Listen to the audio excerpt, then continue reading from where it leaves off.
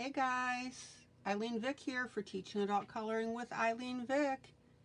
It is Sunday, May 23rd at 7 p.m. Central Standard Time, and I am live. Alrighty. Come on in. Welcome to everybody that's coming in on my live broadcast on Facebook. Every day at 7 p.m.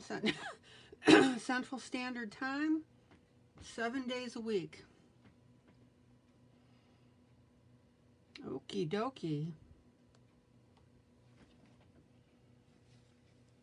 So good to see everybody. Whether you come in the room and chat, hey Mary, or whether you just hang out in the balcony and watch, we love ya. Come on in, learn something, contribute some information, ask questions. That's why I'm live. Okay, the Hearts Contest ends tonight at 12 midnight Central Standard Time. Get your entry in, it's not too late. You have 5 more hours. Hey, Mary. And then we have a second contest, a fairy contest that's ending. That was from Color with Claire. And she is offering up a $20 Amazon gift certificate to anybody that lives within the reach of an Amazon that's worldwide. And a copy of one image of each that she's got on the Etsy store.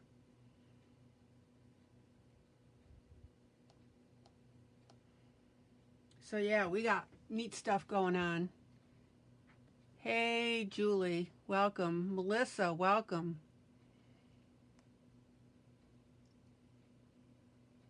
Hey Melissa, you need to get your contact me by text, by direct message, and give me your email address to Amazon so I can give you your $50 certificate for winning.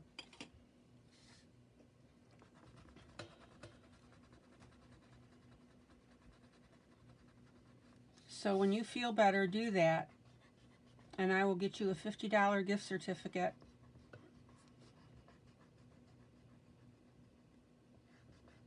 Oh, Mary, that's good. Hey, Wanda.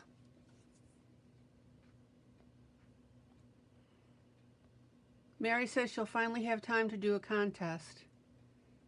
Hello, Julie. Julie. Whee!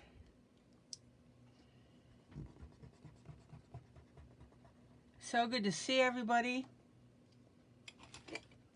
If you're new, come on in. Say hello to us.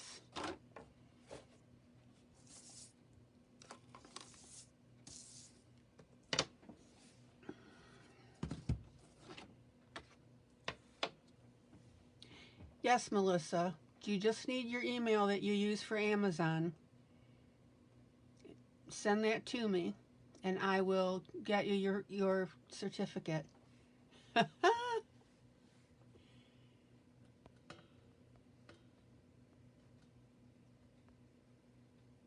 Hello, Helen.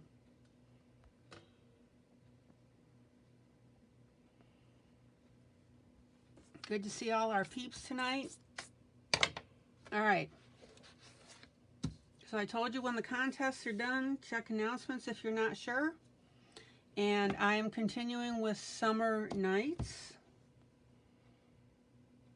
We'll see what kind of trouble we can get into with it.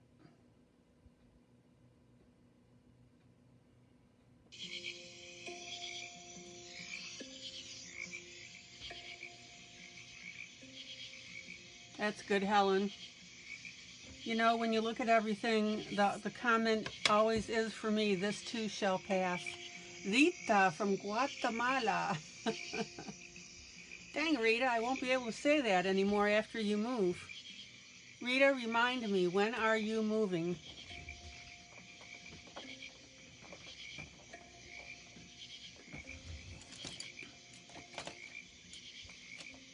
Do, do, do, do. All right.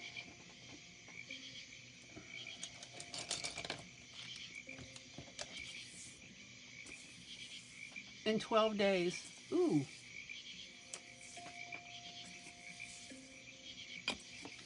Now, Rita, you're going to have to remind me because I will promptly forget that.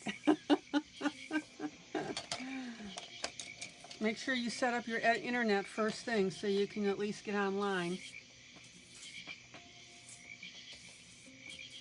You can pass out in front of your computer while you're watching us.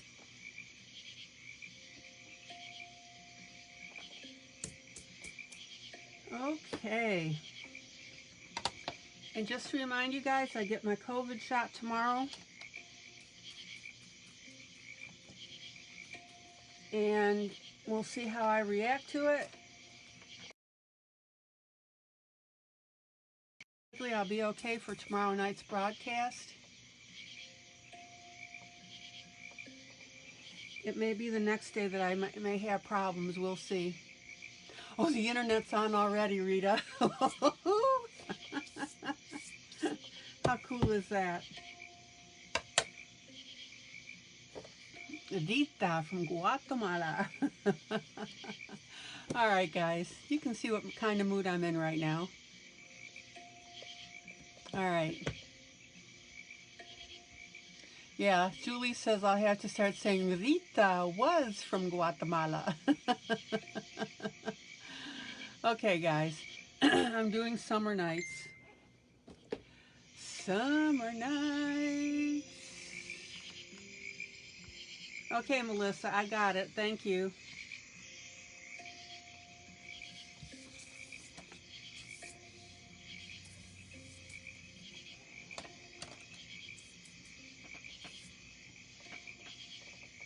We'll get you your $50 prize. Amazon delivery is ready and waiting. That's right. That is dedication to the group.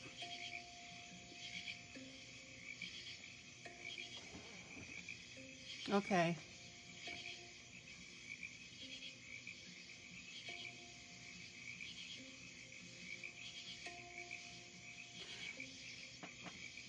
So your date for moving is what? June 3rd? Rita?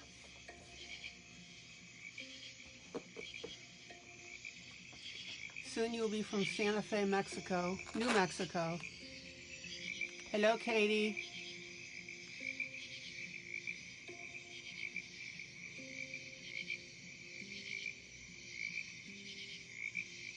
So, Rita, you're moving on June 3rd, right?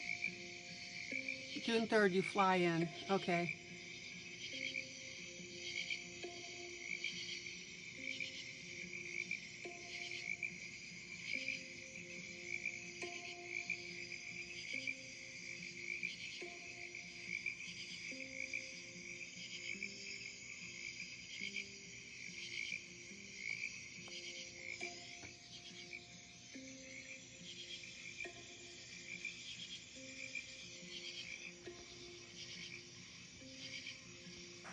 All right. So again, tonight is the end of the contest. We've got 11 people. We need to get one more person in there.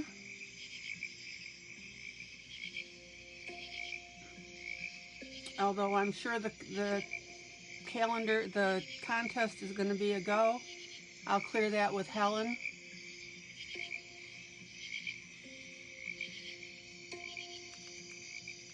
Thank you, Rita. I'm glad you like this headdress. Working on it.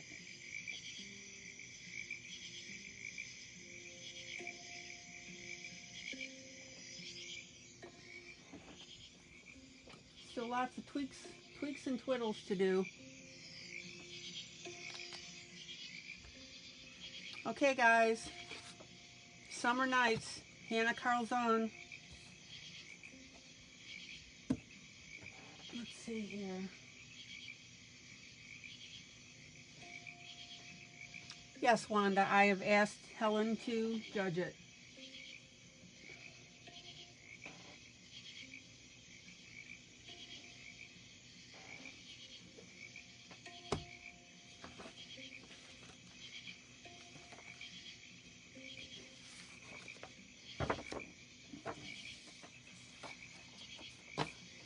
It ends at 12 p.m. Central Standard Time. About 5 more hours. So basically, Helen, when you get up tomorrow, it'll be ready to be judged.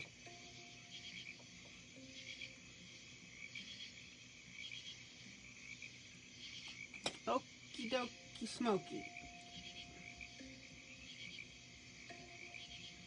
So I've been building up the skin colors on this little girl.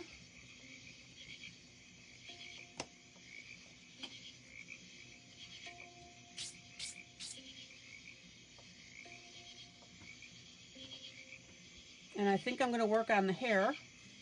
Working on the hair.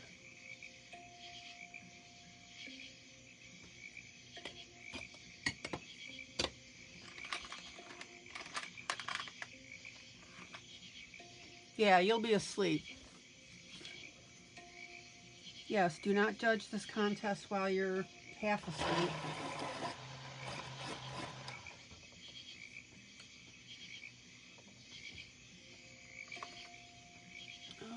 Okay.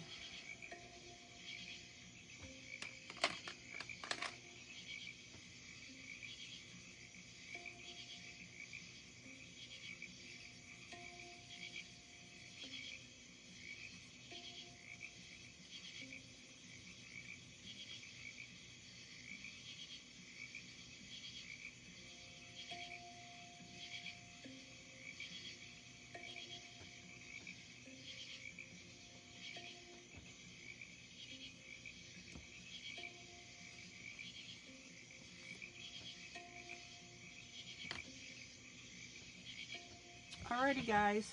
So let me start up on this hair. I'm going to go with a nice red tinge to it. So my undertone is going to be my Prismacolor 945 Sienna Brown. And I always like to add a light brown to my reds.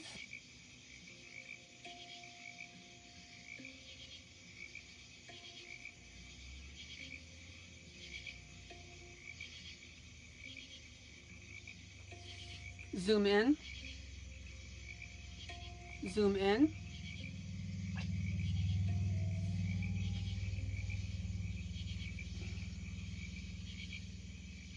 Sound check, please. From a scale of 1 to 10, for loudness, 10 being loud, and whether it's clear.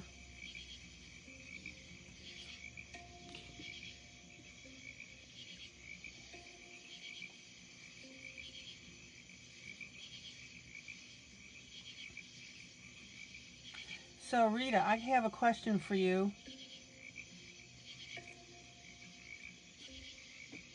Just out of curiosity, Melba,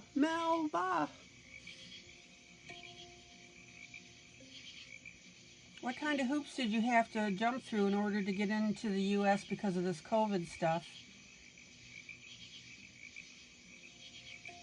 I mean, obviously you're cleared. I was just curious.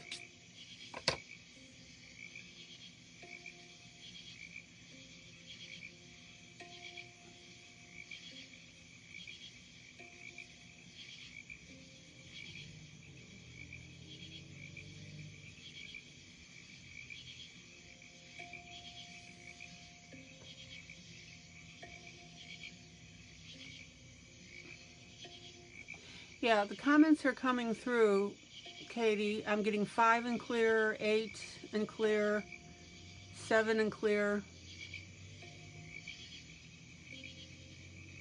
I know you've had this problem before, Katie. Not sure what to tell you, sweetie.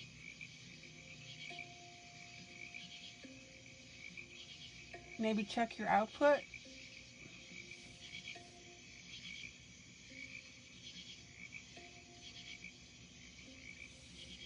Okay.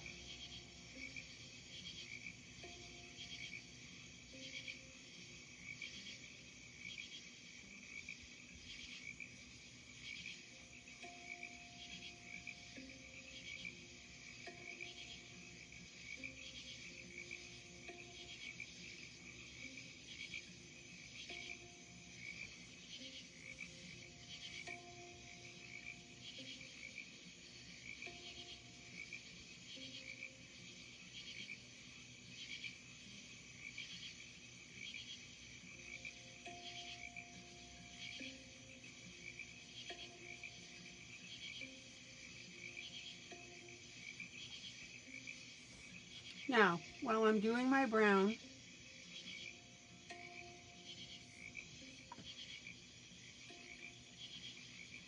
I wonder what changed, Katie. I know that you didn't have any problems before. In fact, you used to put your earbuds in, I think.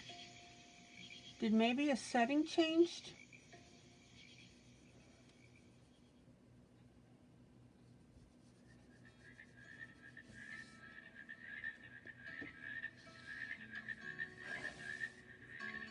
Okay, now, we've got lines that are cut off on this hair. Oh, Katie, I'm sorry to hear that, but you know, we still love it when you come in.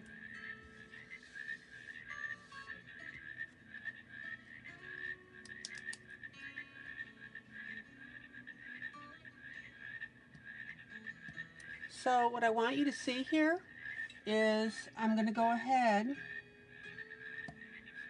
and I'm going to match the line weight, zoom out, and I'm going to run the image off the edge of the page.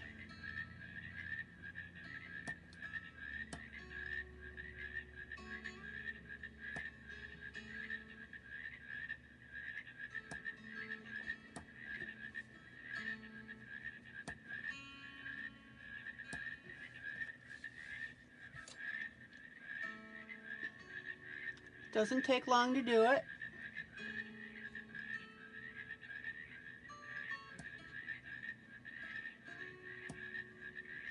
We've got a little bit of a feather here to do as well.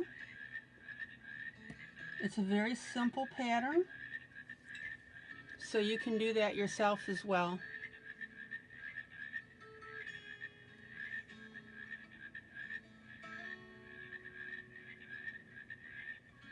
Oh, okay, Katie.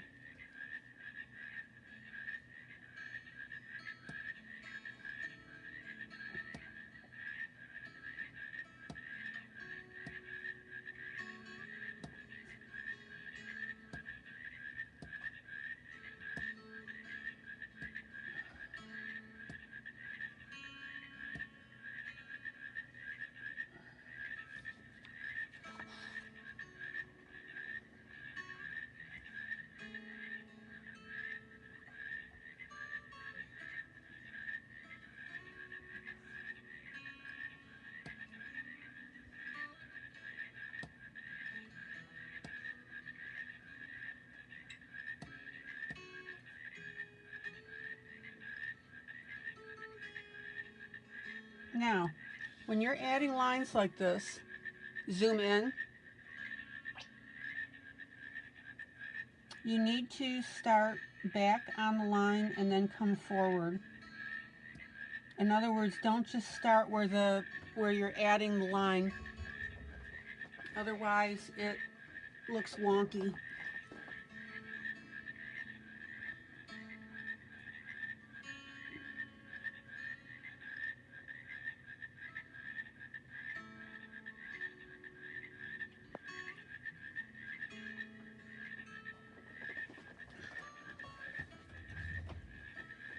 So be sure that you smooth everything out.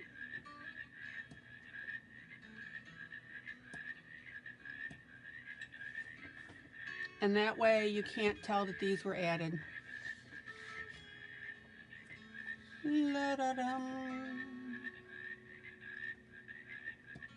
I hope everybody is doing as well as I feel.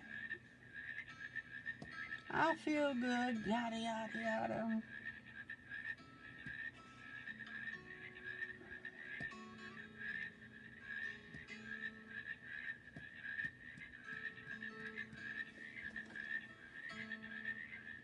Now, I don't want you guys, it would really help if I stayed on camera too. I don't want you guys to feel intimidated about adding stuff to your pages. This stuff here is cosmetic, but you've seen me add other cool stuff.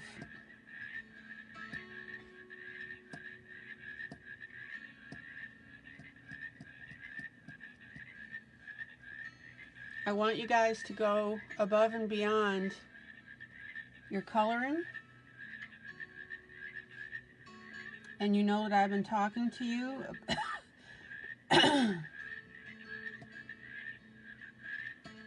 about dimension, detail, and depth.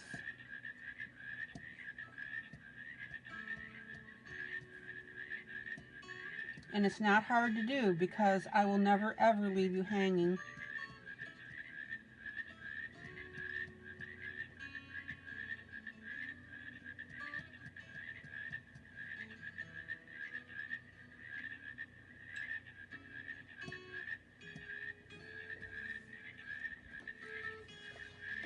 Okie dokie smoky.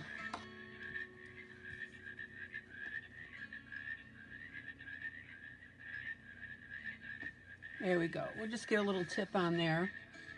And I've got a tip down here to do yet.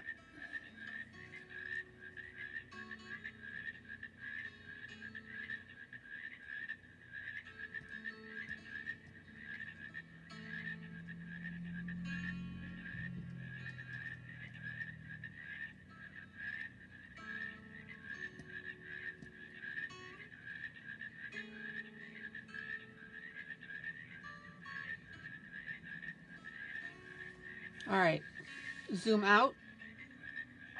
Oh, much better, much better, much better. Zoom out.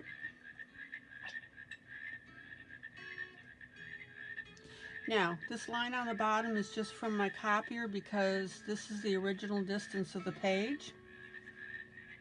So I'm not going to worry about anything past that because I'll be trimming that off when I go to archive my coloring.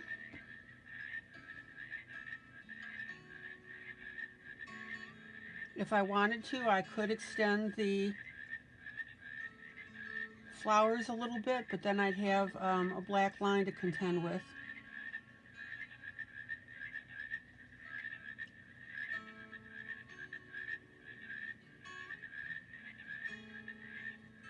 So I think for the most part I'm okay there unless I get ambitious. We'll see.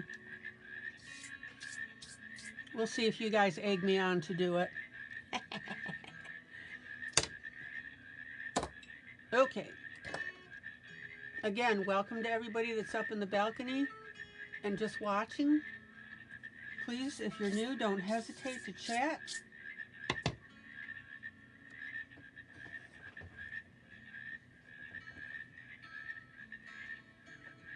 No question. The only dumb question is no question. So if you're not sure about something, guys, ask. Zoom in. Zoom in. Zoom in.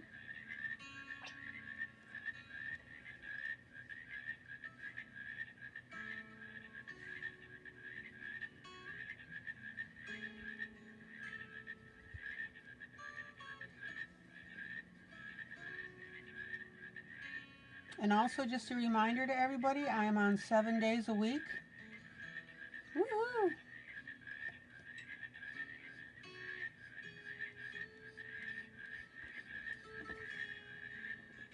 Okay. La-da-dum.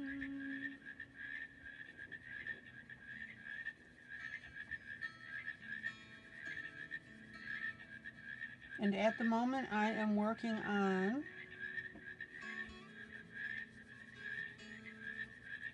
red hair. Not to be confused with a red herring.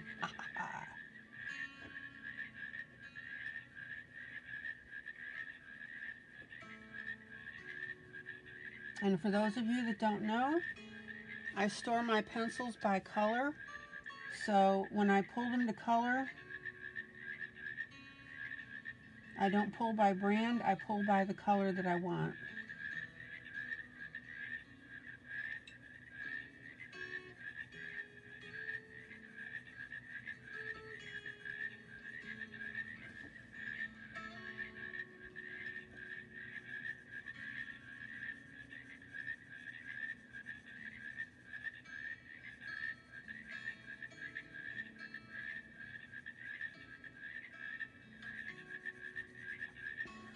Okay. Oh, I gotta tell you guys, I had a group from South Africa, Cape Town, send me a message and telling me that there's 10 of them that get together and they love the broadcasts. That just warmed the cockles of my heart. My cockles are warmed.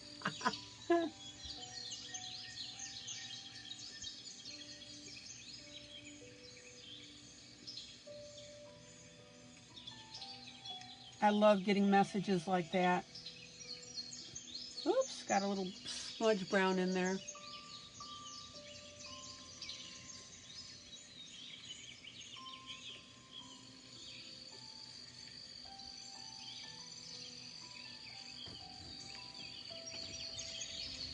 Okay.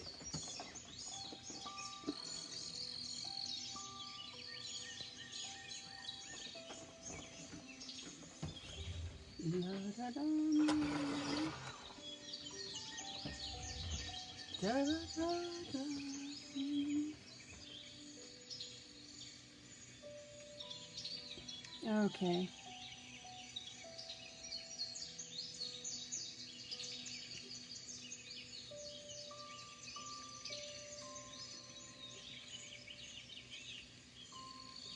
I think Cape Town is about 4 or 5 hours ahead of us. So I don't know if any of them can watch this. Let's see.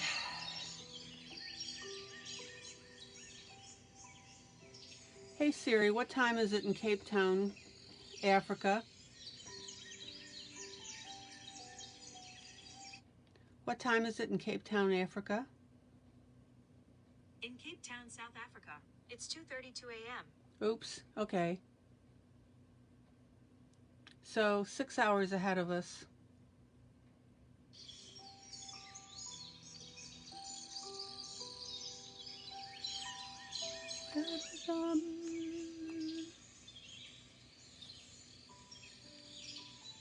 Alrighty.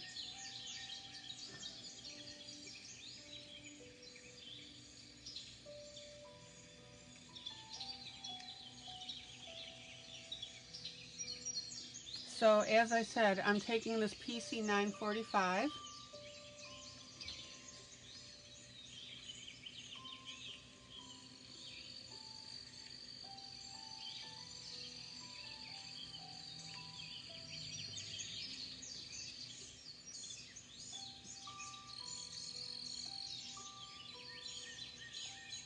And I'm putting down a brown tint.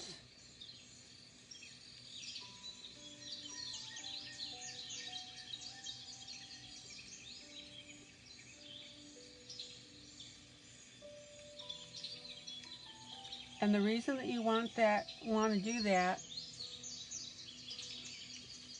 is because, or that I'm doing it in this case, is because I want the red hair that I'm putting in here to look multi-dimensional, and I want it to look reasonably realistic.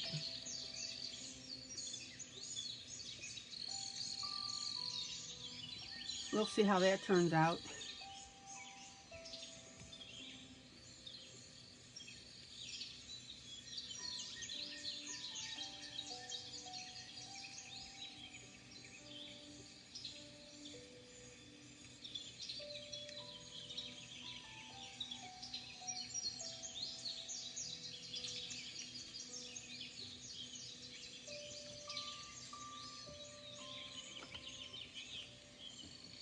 We don't want that to be one of those seemed like a good idea at the time.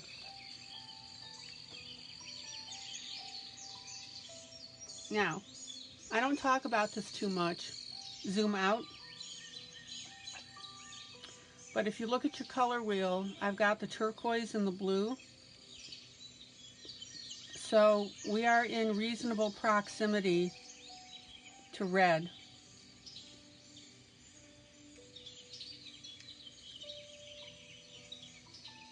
So here's my turquoise, here's my red. Purple and red will go together, but I'm in reasonable, like I said, I'm in reasonable proximity. So everything that I see, the red will look really good. And if I match my turquoise, zoom in,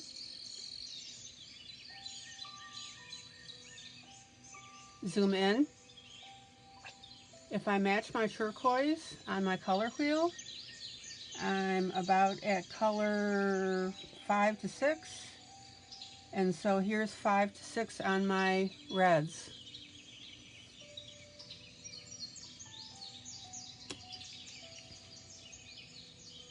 So okie dokie smoky, we should be okay.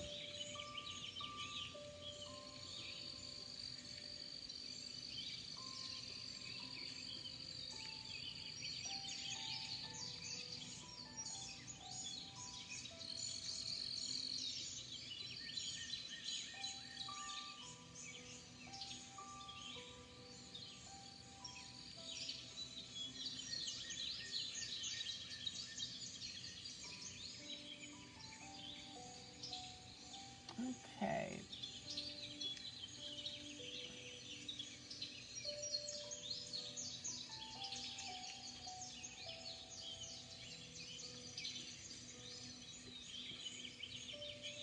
Now again, guys, very light tint.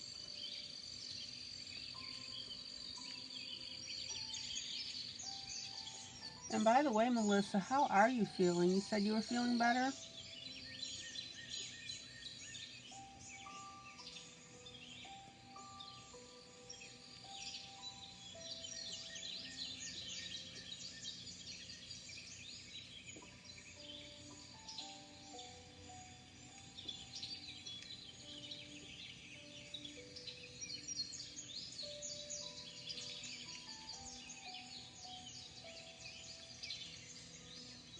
Da-dum. Now, if you wanted to use a brown that had a little more red in it, that's fine as well.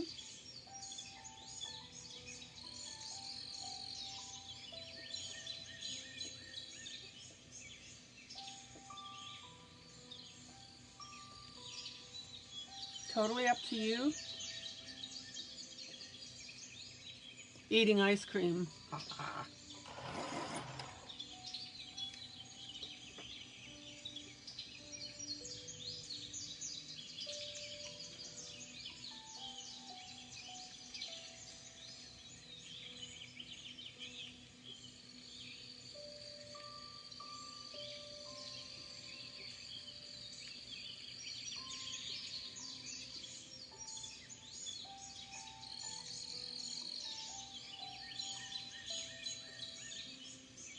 So I have to ask Melissa what flavor ice cream.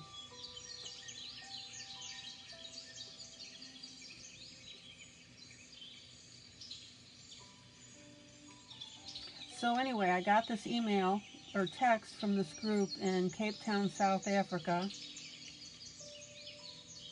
and they were excited about the group. They loved all the comments in it and how well we respect each other, and that it's just a fun place to go. Oh, pralines and cream, oh my gosh.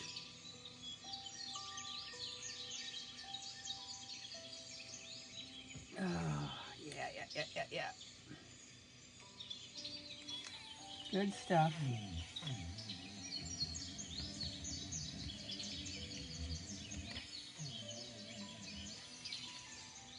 So I'm getting my COVID shot. When I get it tomorrow, it'll be at Walmart. Maybe I'll get some ice cream while I'm there. Oh.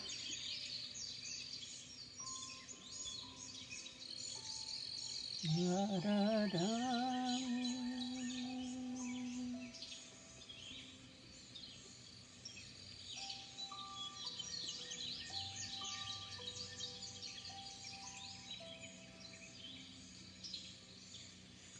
All right.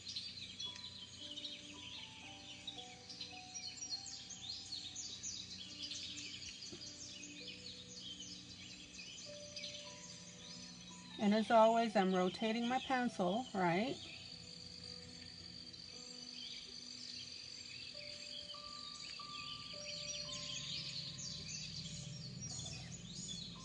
Okay, so this is a piece of hair right here.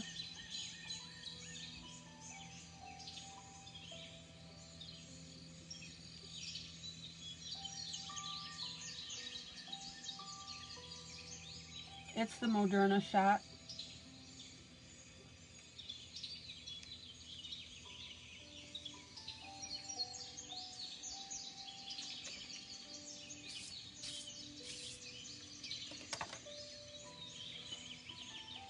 Oh, Julie, what way was that? The cool way to do clouds?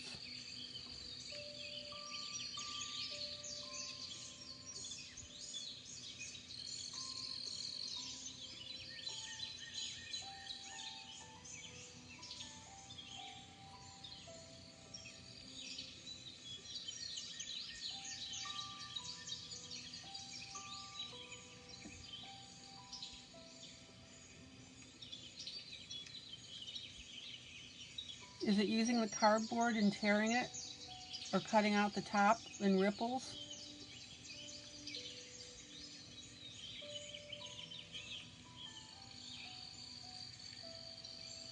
Oh, that's cool. So you take a bunch of Q-tips and put them together with a rubber band, dip them in white paint, then dab them on the paper. Oh, that's cool. How about sharing the video to the group? Just put admin approved. We're a teaching group. Have at it.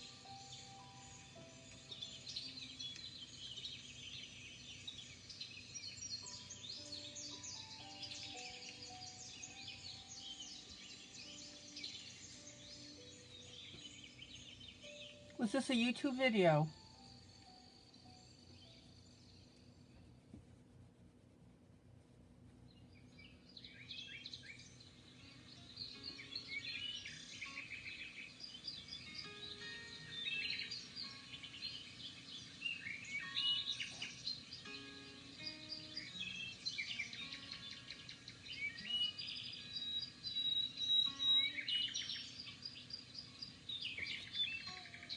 You have to find it? Okay. Do you remember who did it?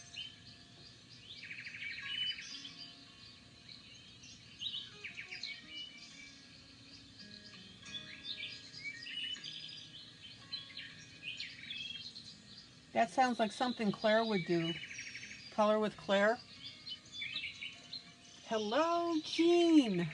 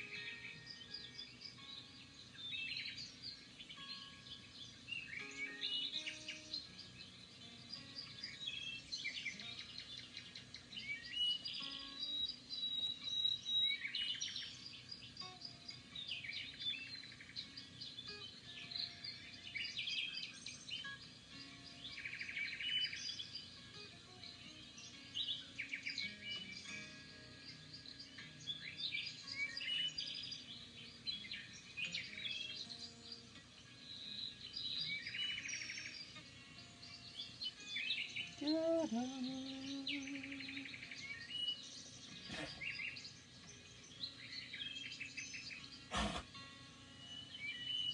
And that was Vicky, if anybody heard her.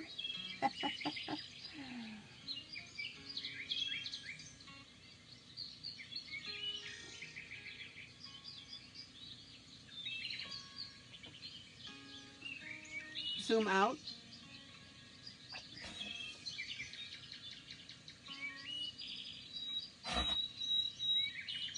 And that was Vicky again. Okay.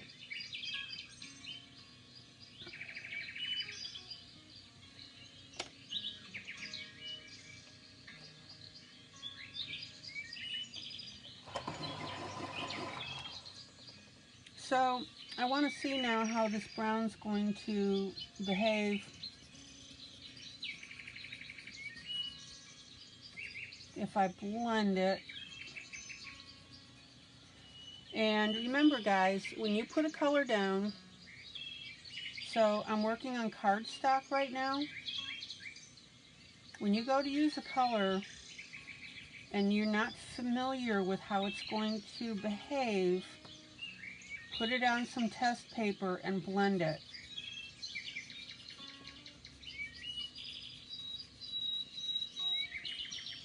Now, for the most part, it's going to come out to be what you expect. But every once in a while, you're going to run into a color that totally changes color.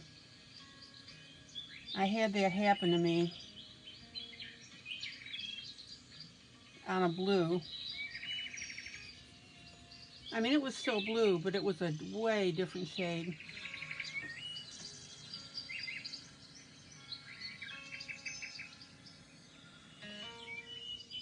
Oh, Julie says, I just got to tell you, I did bubbles on my fairy picture.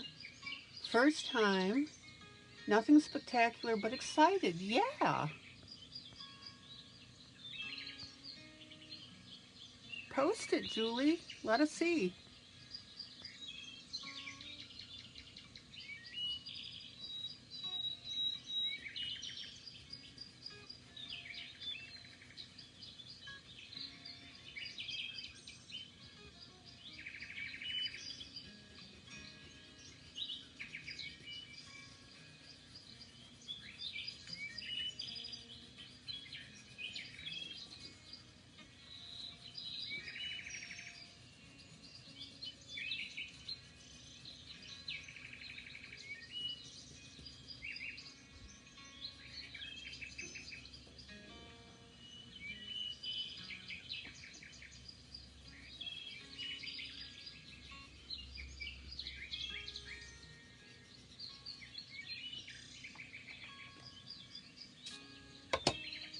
Thank you, Helen.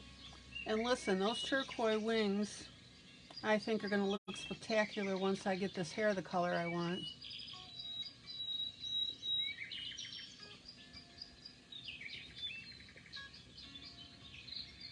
That's what I'm looking forward to.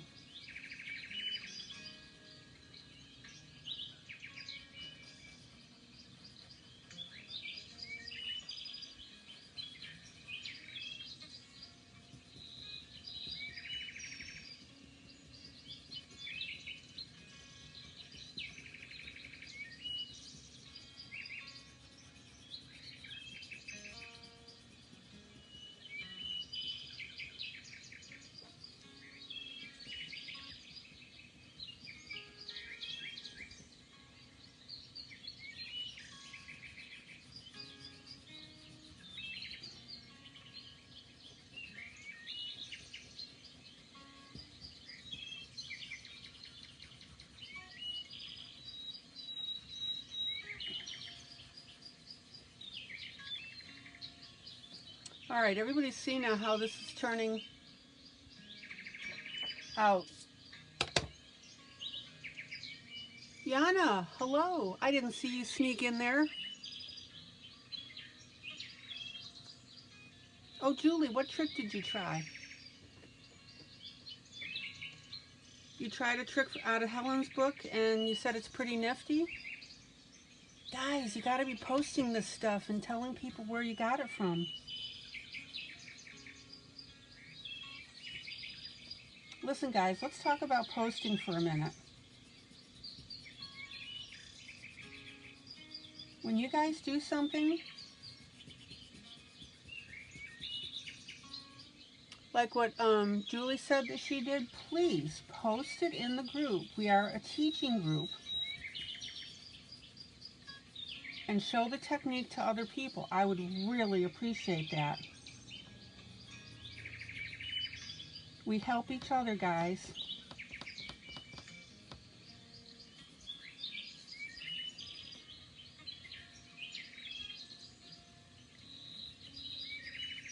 And please get over your shyness, guys, about it not being quote-unquote good enough.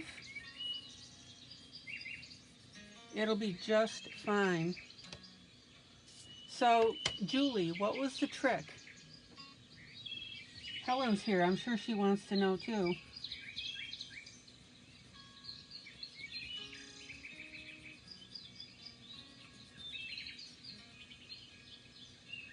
So I'm blending this brown. It's the color that I expected.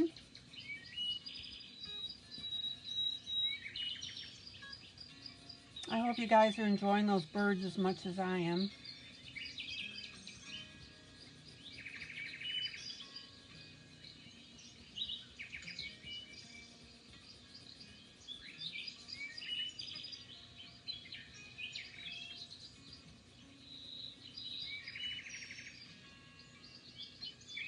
You color the wings like what the background is, and then you just color the outline of the wing. Ah, what do you color the outline with?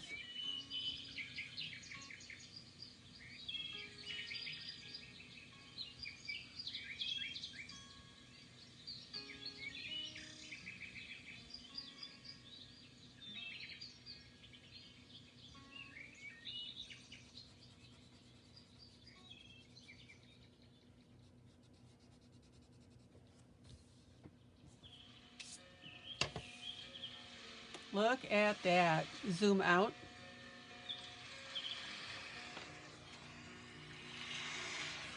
Zoom out. Isn't that beautiful, guys? Oh, Hanna, yeah. The locusts. And the cats and stuff are eating them like crazy.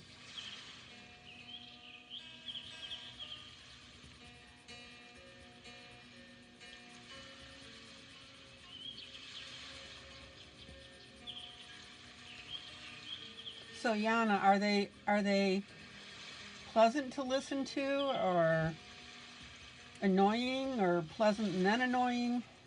I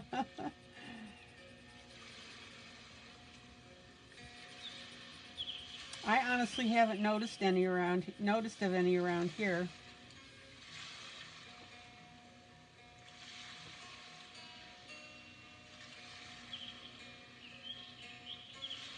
So Julie says she has a multicolor pinkish orangish dress. Okay. I did the outline with pink.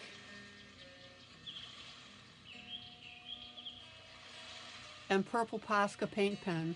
Ooh, say that fast. Pink and purple Posca paint pen. Pink and purple Posca paint pen. And the people on YouTube are going to wonder what the heck I'm doing because they don't see comments. I'm reading comments, guys, to let you know on YouTube.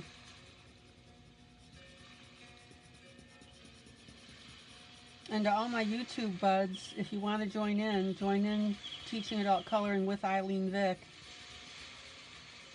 which is my group on Facebook, where I'm live.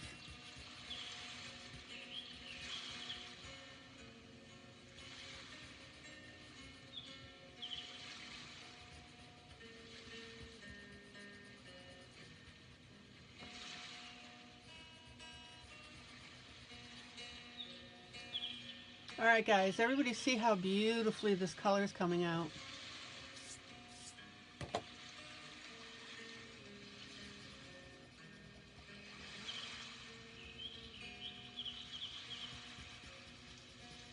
And I don't know about you guys, but when I'm coloring like this, I love, love watching the picture transform in front of my eyes.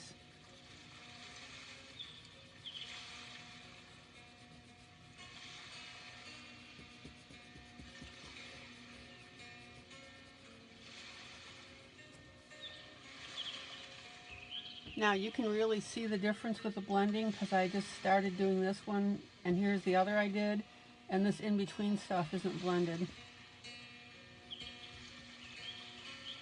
So you can really see the color difference.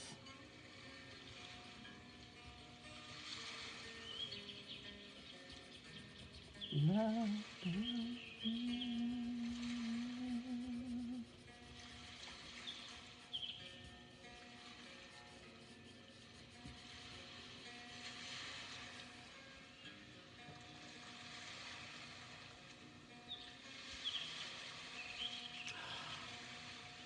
Jean, I did not do that heart. Melissa actually did that.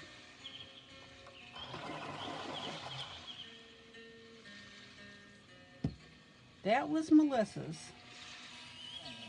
She did it for the heart contest. The love contest.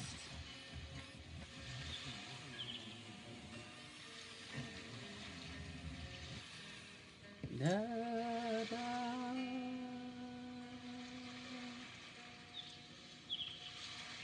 Yana says, working on 84,000 leaves in a double spread from Secret Garden. How do you know it's that many leaves, Yana? What'd you do?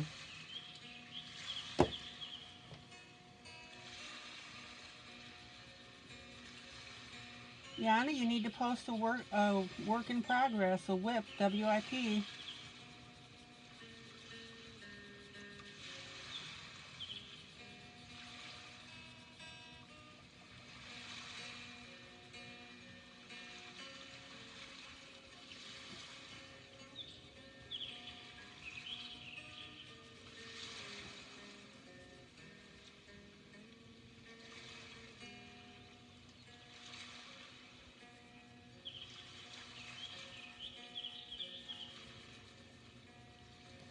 And I missed some hair. Oh, that's your go-to number for a whole lot of something. I gotcha.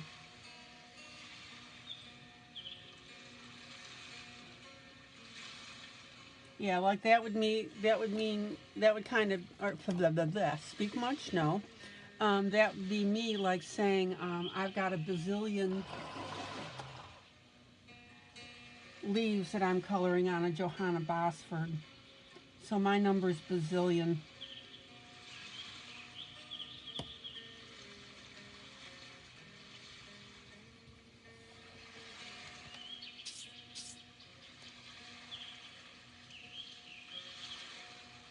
How long does it take for stickles to dry? Oh gosh, probably a good hour, if not 2. What'd you do, Wanda? Put your hand in some stickles that you put on a piece?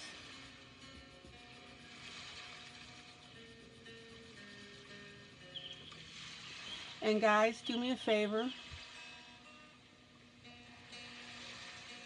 Oh, Melissa, that drawing was absolutely beautiful.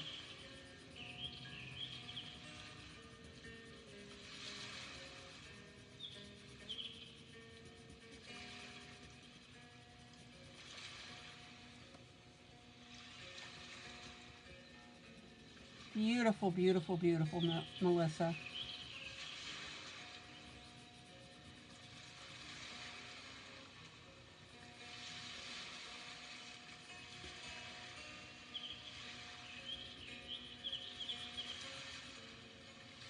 That was so thoughtful of you. It's been over an hour and it was still wet. Yeah.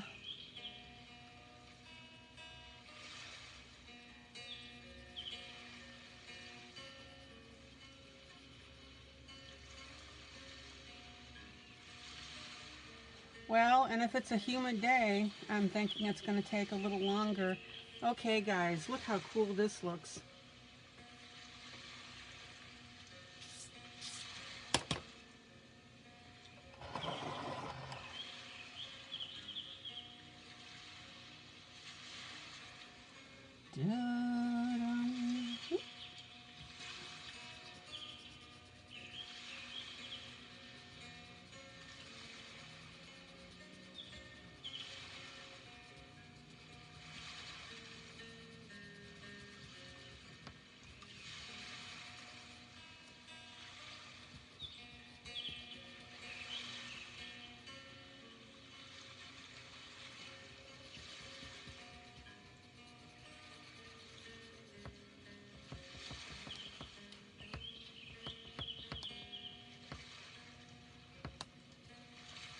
much, much better.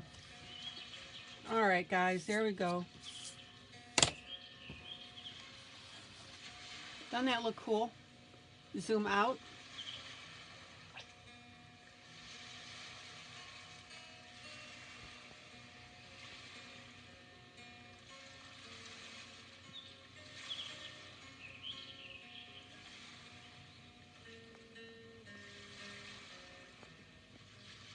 Well, Melissa, you did a really cool job.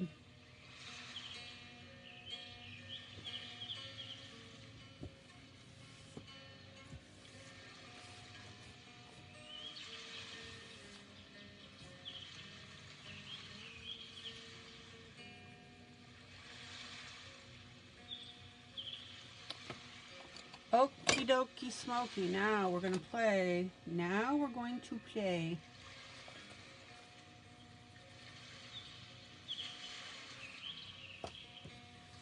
Zoom in. Da, da, da, da.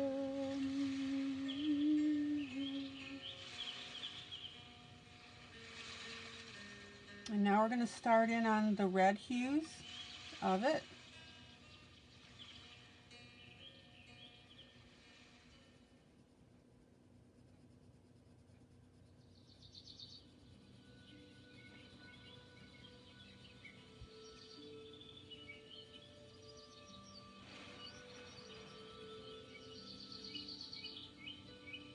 And you'll really see the difference between the two when I get to the longer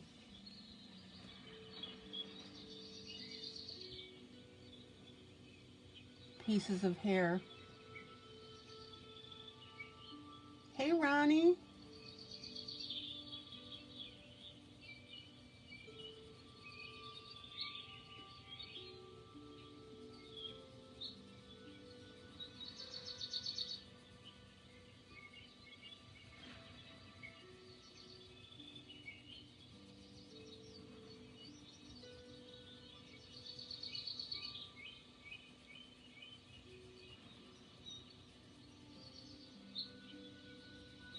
Now, I want you to think about something here.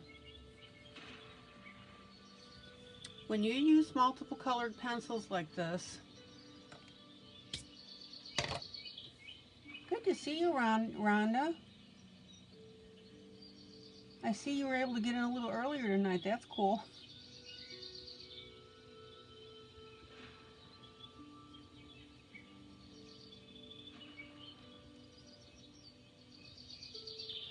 So when you're using multiple colors like this, when you use your brown allows you a certain range of colors, right? Then when you, hi Melba. Then when you use your next color, which is the red, that opens up how many more colors you can use.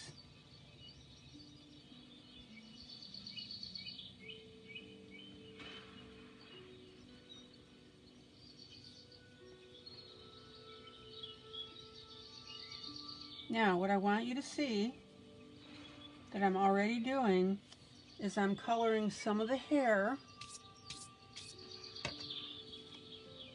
strands all red, but some a little darker. Excuse me. So I'm already starting to get those highlights in there. All right.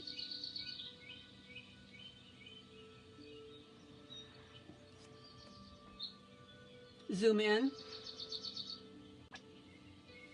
All right, now I want you to see the difference between here and here and look at it against the turquoise. Isn't that cool?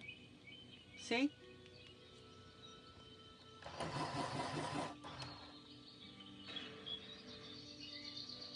And to anybody who's just come in, I'm coloring Summer Nights by Hanna Karlzon, or Karlzon, however you want to call it.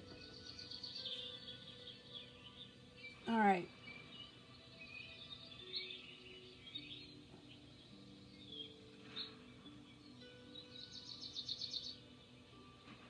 Now this middle strand of hair, a little bit darker, and then I'll do my ones on the outside a little lighter. Everybody see that?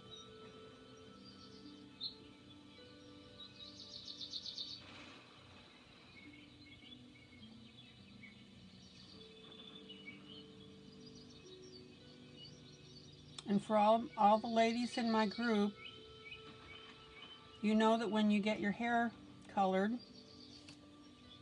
that you're going to have the highlights and lowlights in your hair.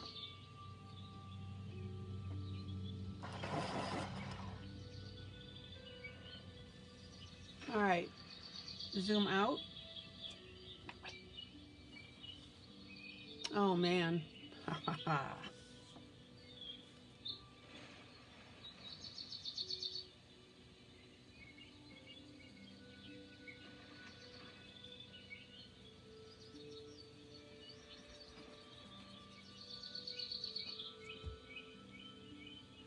And this is where you can start to play with your shading.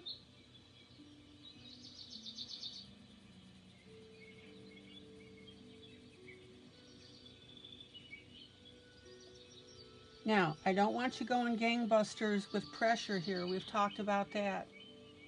But see now how this color is starting to make a difference here.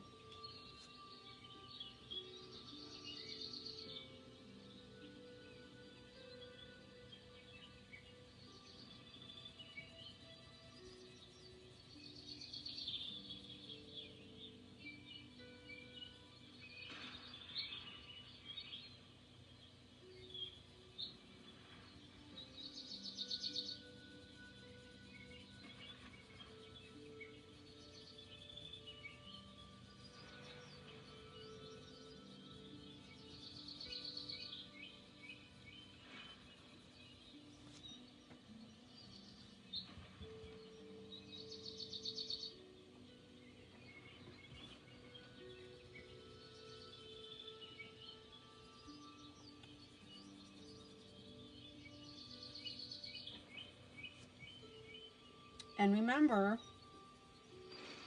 this basically applies to any colors that you're doing. Right now it happens to be the reds. It could be the brown.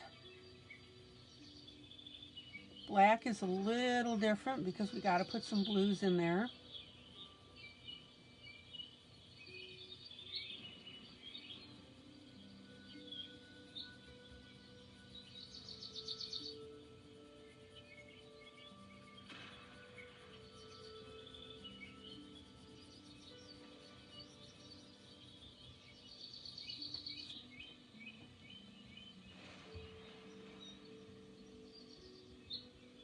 Kaz, hi, I haven't seen you in ages. Thank you, Kaz. I'm glad you like the pick.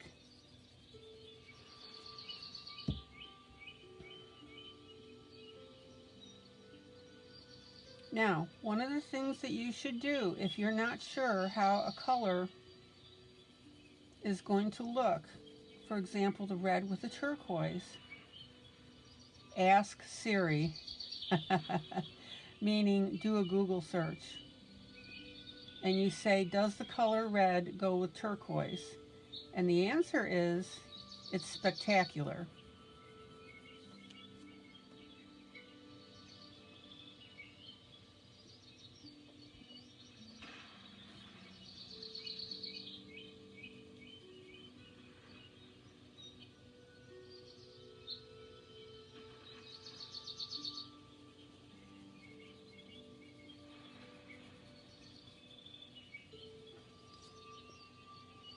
And I spilled over onto the feather. Hold on.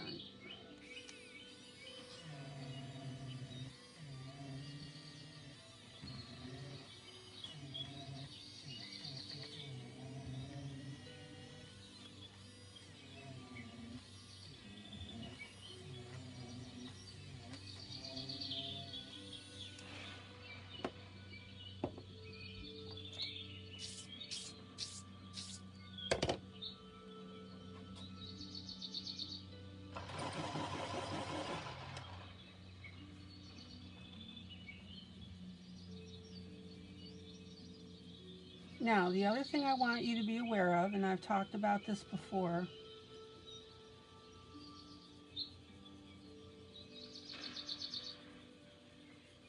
a lot of colorists, especially new colorists, where they make a mistake is they have an image in mind and then they start coloring and then they freak if it doesn't come out the way they imagined it. Now,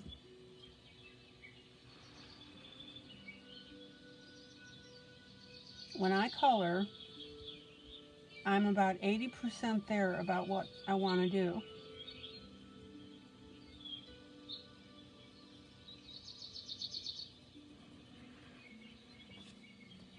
But sometimes as you're going along, you get a little different effect than what you intended.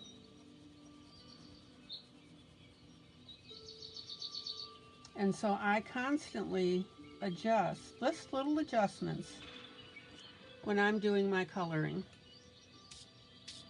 And you also need to remember, what's that white thing I'm using?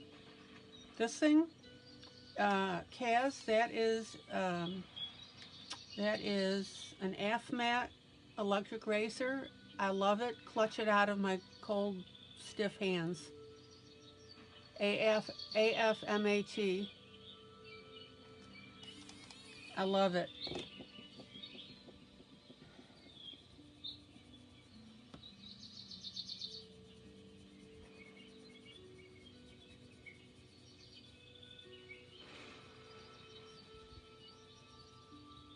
Now, if you have even somebody that's been coloring for 20 years, they're still going to be adjusting what they do. You know, Hanna and I talked about this a little bit, and she mentioned that she's gone back and changed colorings that she's done.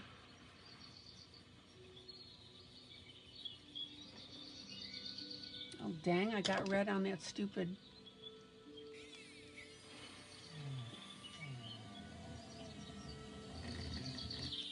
There we go.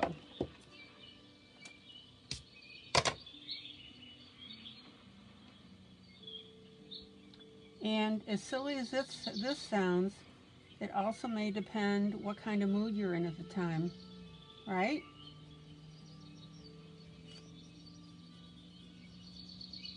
So coloring and artwork is a constant adjustment.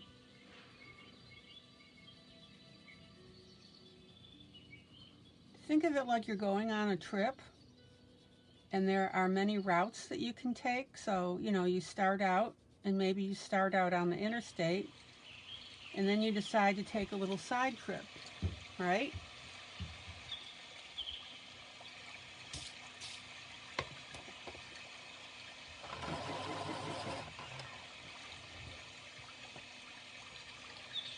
So you're still going to get there in the end, but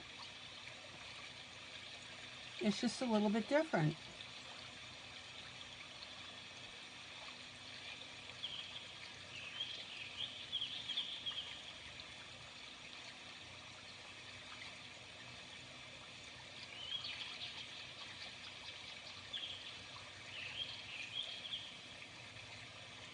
And you guys know me, I do not do cookbook coloring.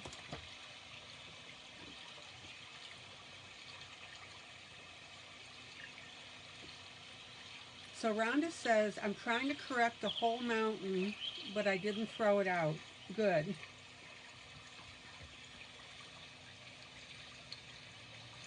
Rhonda, excellent. I'm so glad to hear that.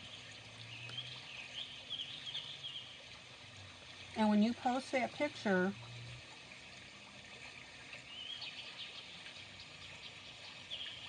please talk about how you fixed or changed something.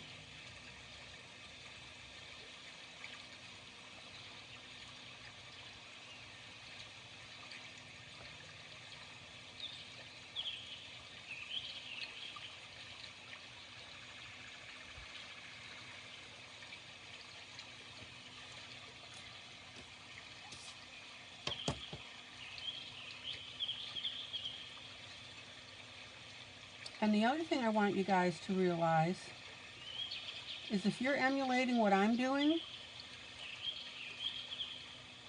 your piece does not have to come out exactly like mine.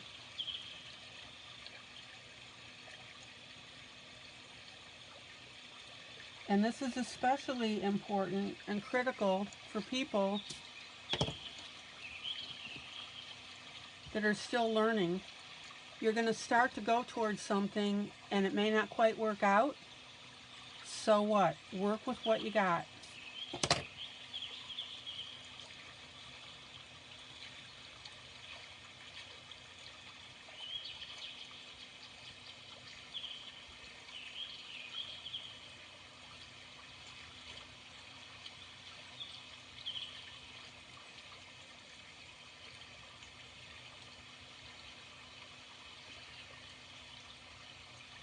There are so many variables to coloring.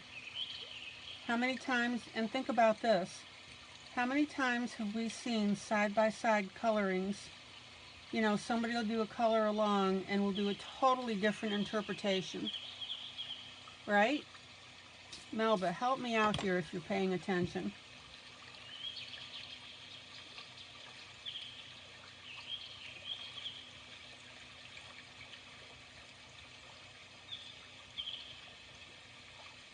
And if you feel good enough to chat.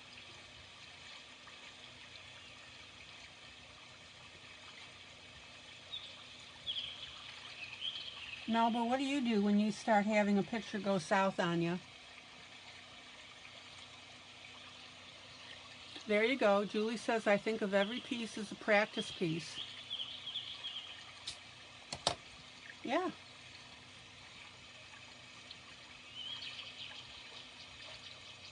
And guys, how do you think that, you know, I got my skills to where they are?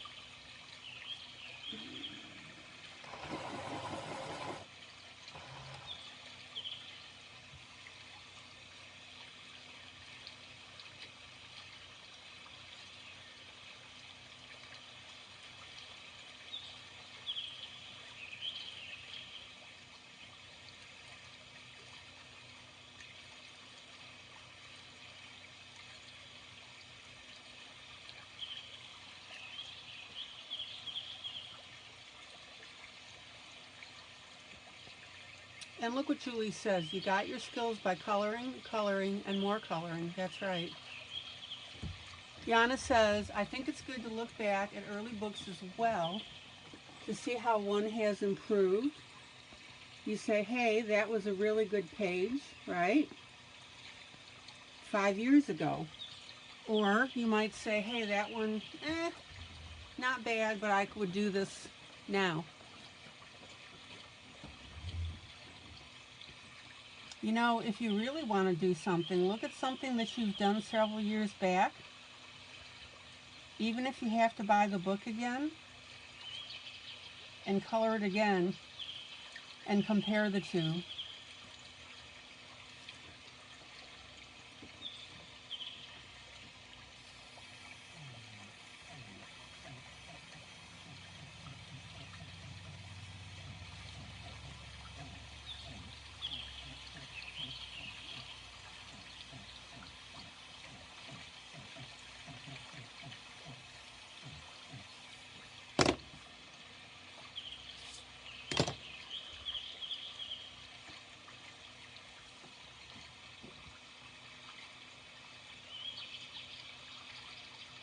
Anybody have any questions while I'm going along?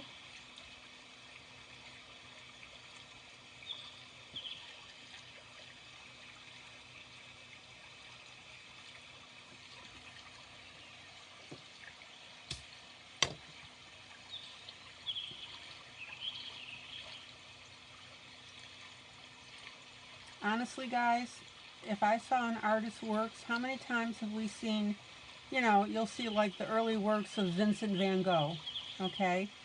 And then you can see his evolution over time.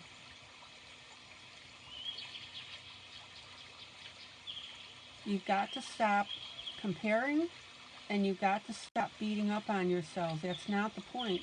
And that certainly goes against what we do here in this group. This is the least judgmental group, I'll tell you.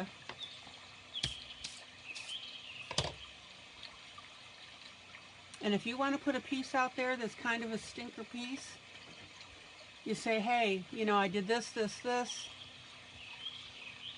I feel I could have done better with this, this, this.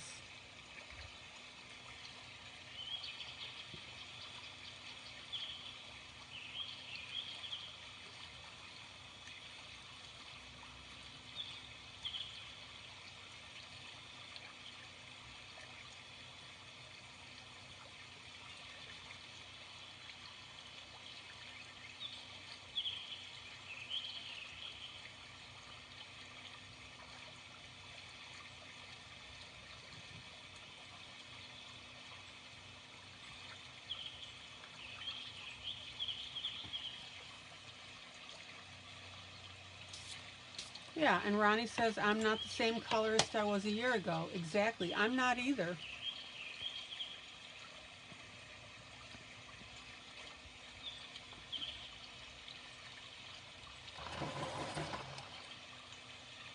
All right, everybody see now how this hair is slowly evolving now?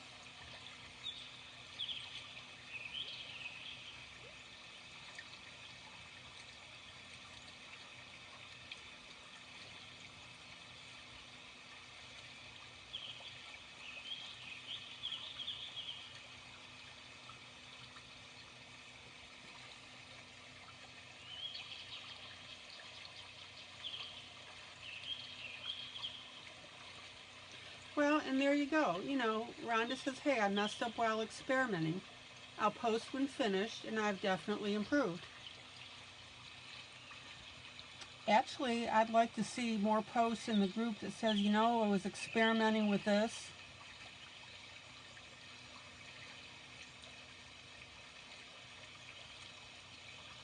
This is where I had a little bit of trouble. This is where I felt that I did really, really well. Oh my gosh, guys, that would be such an encouragement to other people.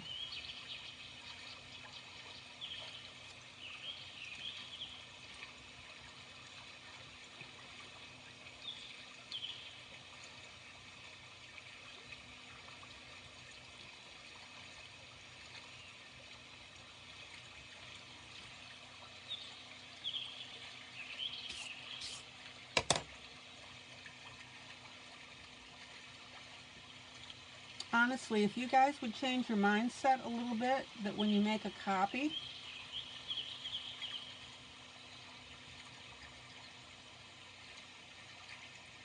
and you color something,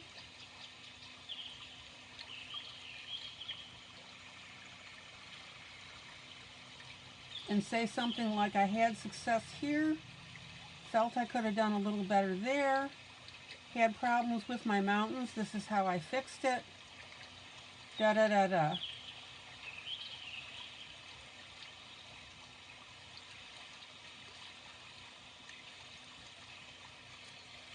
I mean, honestly, think about it. People aren't going to, you know, when people comment on pictures, they're not going to say, oh gosh, that looks awful.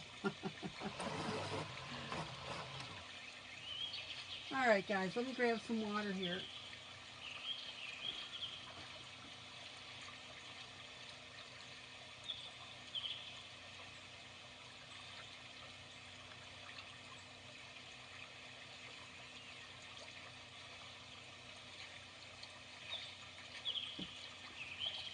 You know, Rhonda, I think it would be neat if you would post your piece that you were experimenting on and then post your final piece and do it side by side.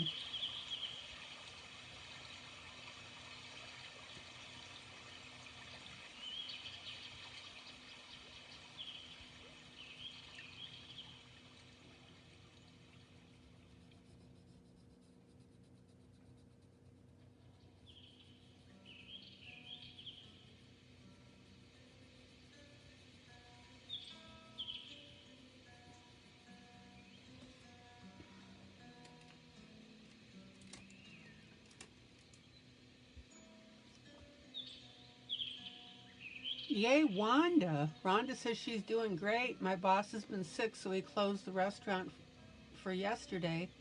So Wanda has had 2 days off. Woohoo! Wanda, if your boss isn't there, the restaurant closes?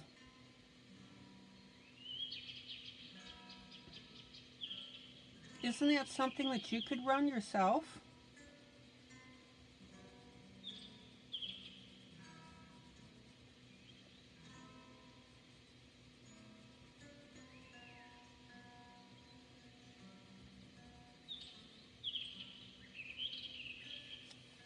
Hey guys, and do me a favor, please. Would you please post this broadcast to your timeline so others can enjoy it?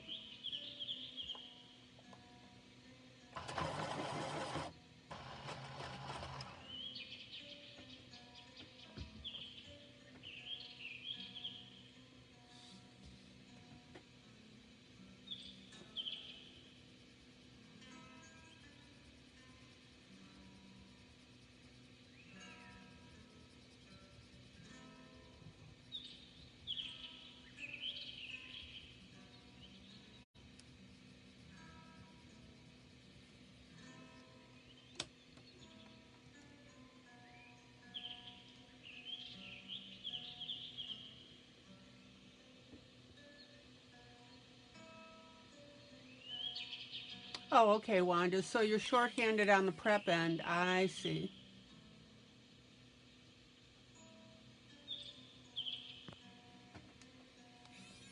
Okay, I gotcha. That's too bad.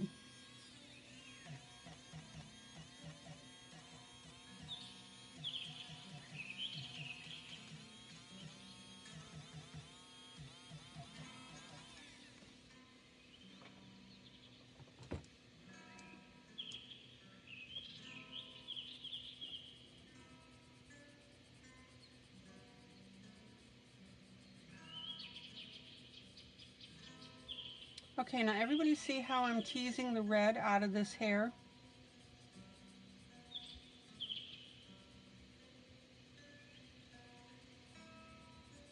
Oh, dang it, I just cleaned that.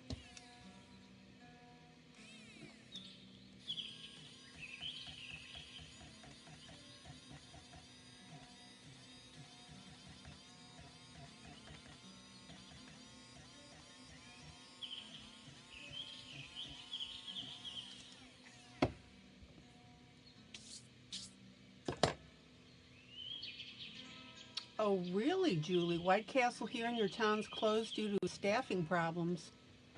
At least one other is closed Monday and Tuesday. Wow. Oh, that's too bad.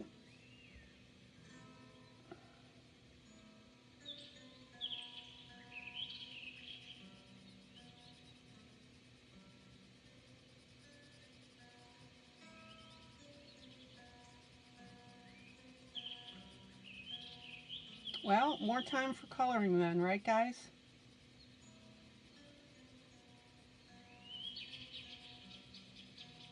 All right, anybody have any questions about how I'm doing this little puppy?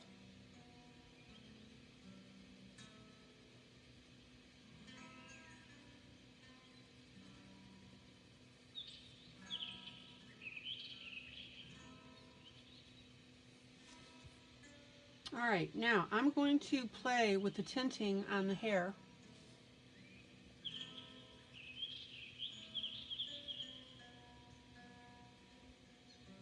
And what I'm going to do, I'm going to come in now with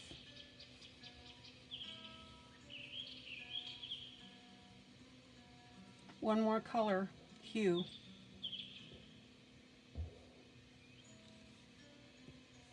And you notice that I'm leaving the ends, the other brown. So I'm leaving that the lighter color.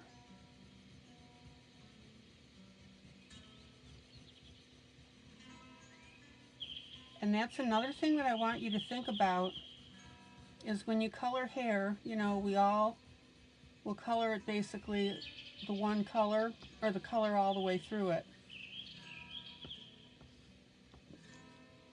I want you to think about, you have people stopped on a 6-lane highway wait in a drive-through line. Ooh, okay.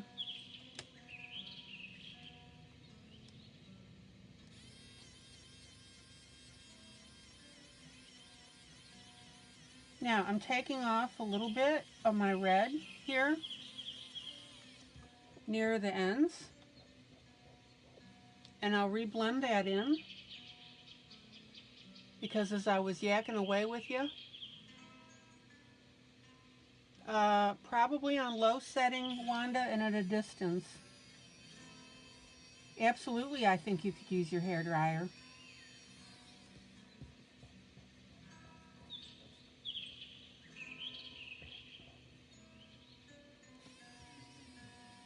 To dry your stickles. But experiment with different distances.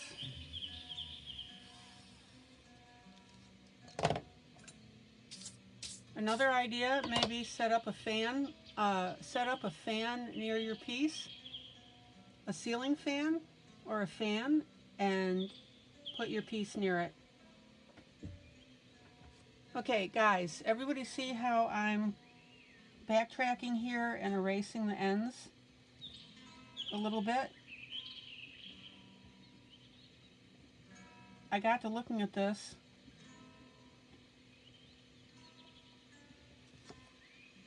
And I thought, you know, that would look cool.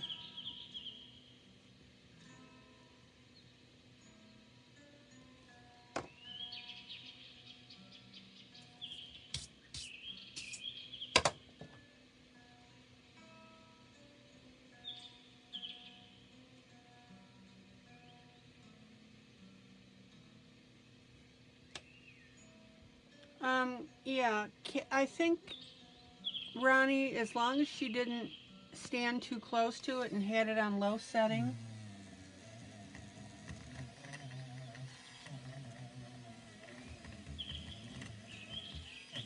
Otherwise, she's going to learn a new way to spread stickles. Wanda, tell us what you end up doing.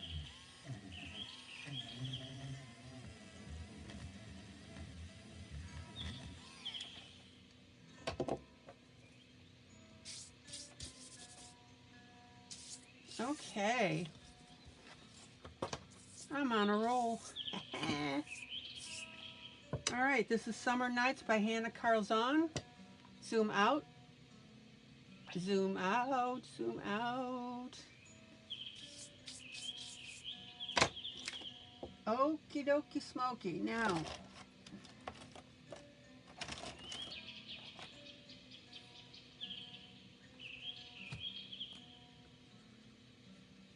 let's see something here.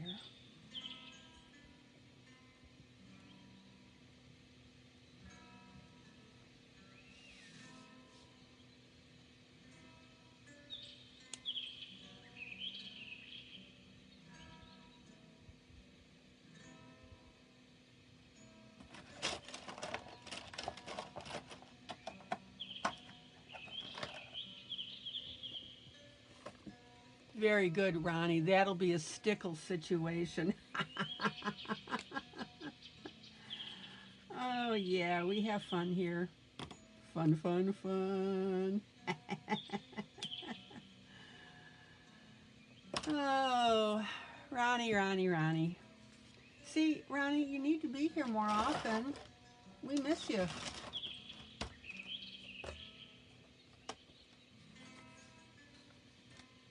Okay, watch this. Zoom in. I'm going to take a water-based red marker. Zoom in. Everybody see that? And I am going to, now, remember, this has been sprayed with my Karlzon fixative, which at this point doesn't matter because I've got enough colored pencil on this to make a skating rink out of it. And I want you to watch now what I'm going to do. is I'm going to take my red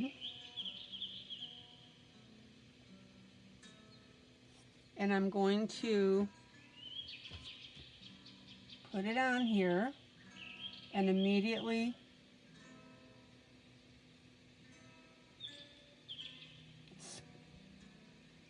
smudge it with my fingers.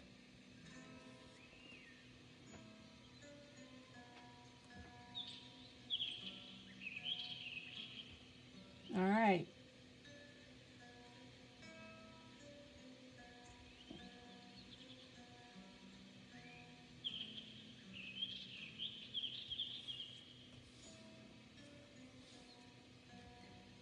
Now, you've read all over the internet that you're not supposed to use marker on top of colored pencil. Well, guess what? I do it without any problem at all.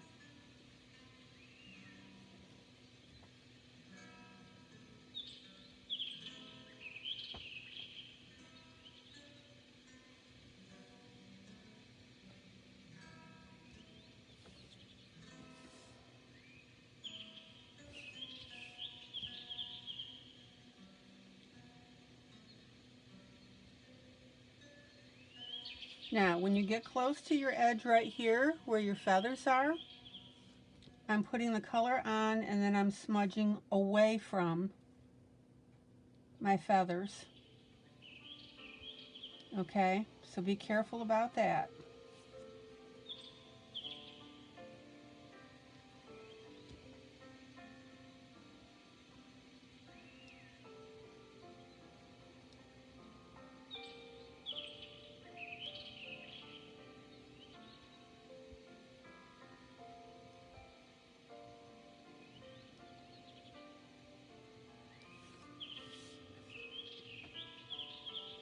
And what I want you to see, don't believe what you read on the internet. It's a modern version of the National Enquirer. That's right.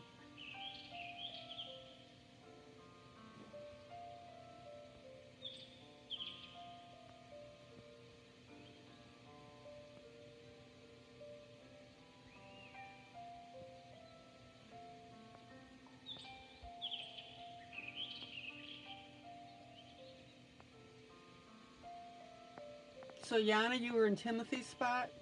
Yeah. Shame on you.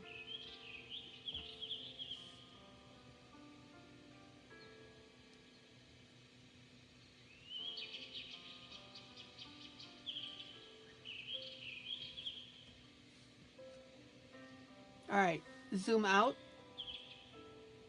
Zoom out. Everybody see that now?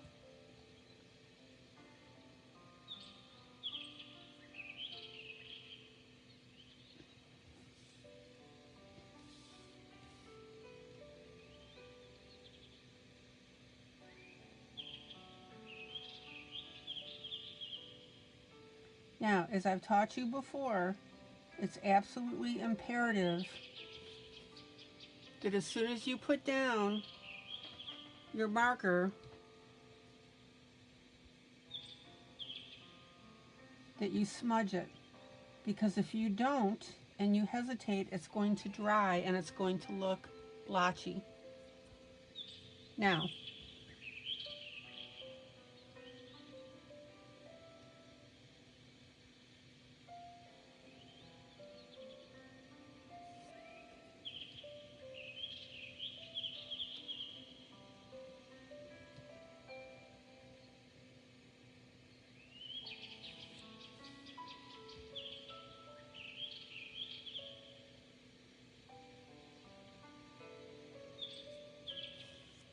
everybody see now how that's really adding that depth to this.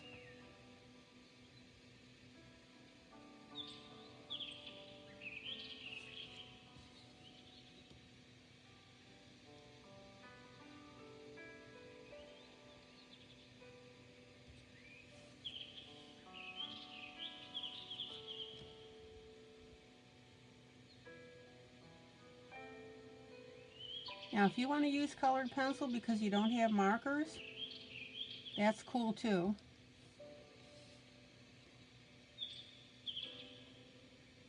So I used a light brown at the beginning. Then I used a slightly tinted reddish brown at the end. And now I'm using a red marker to smudge in my final red hue.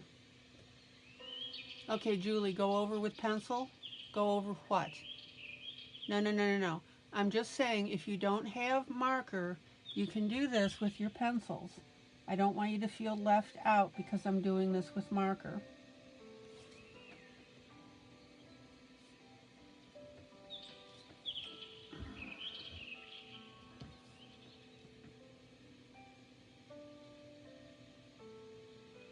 But you'll see posts about people saying that they don't recommend using marker over pencil. Posh. I do it all the time.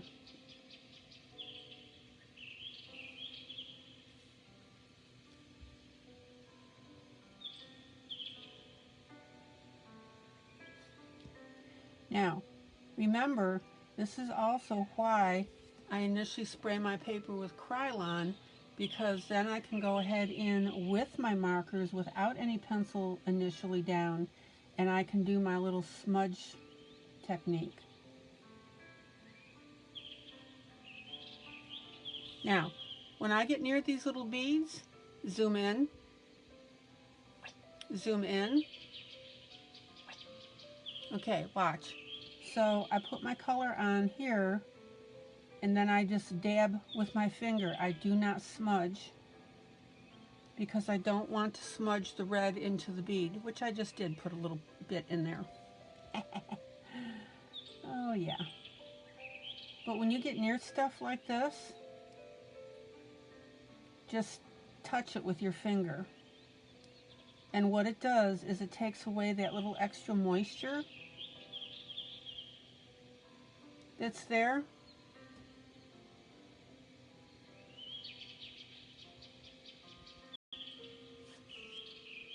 Does everybody see how I'm doing that? Please, if you don't, if you're confused, let me know.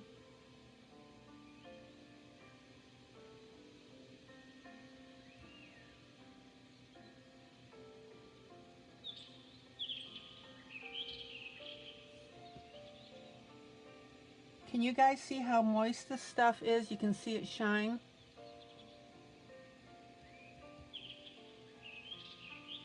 Oh, Wanda, you may just have to wait.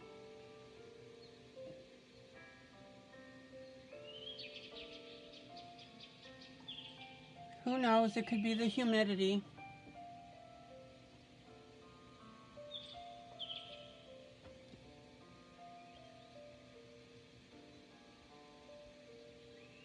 Okay, Rhonda, Ronnie, what? How am I applying what?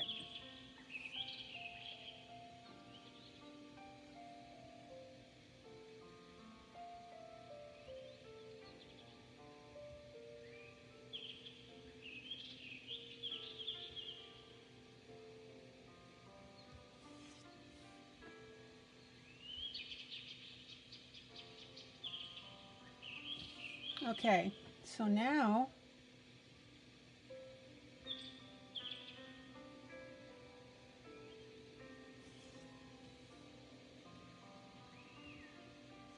oh, okay.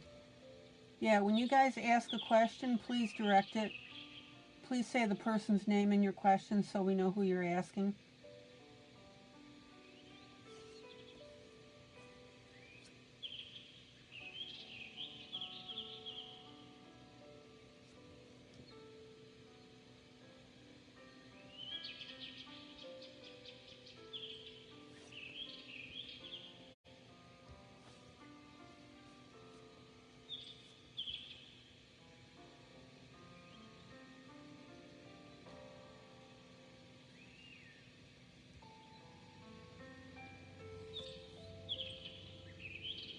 Zoom out. Zoom out. What do you think, guys?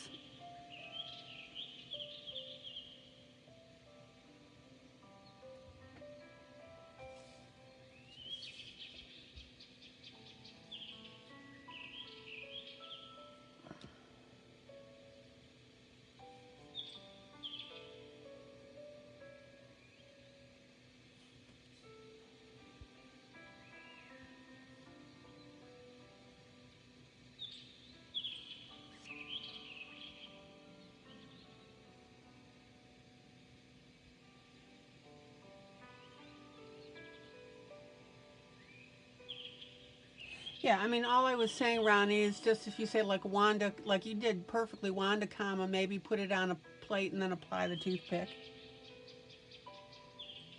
That way everybody else can see your answer and learn from it as well. Okay, everybody see how I'm getting a beautiful, beautiful red hue now to this hair.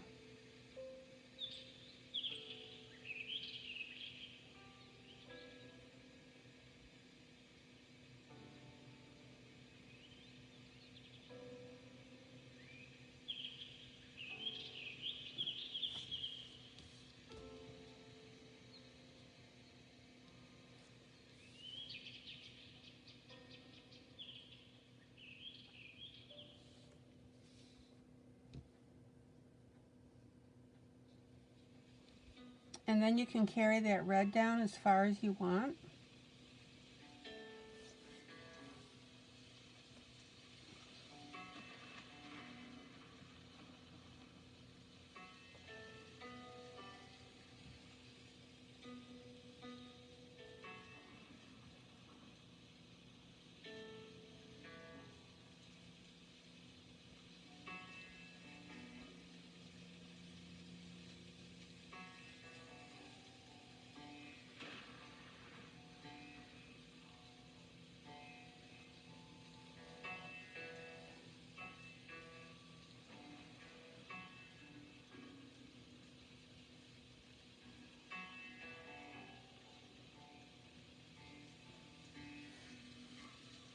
Zoom out.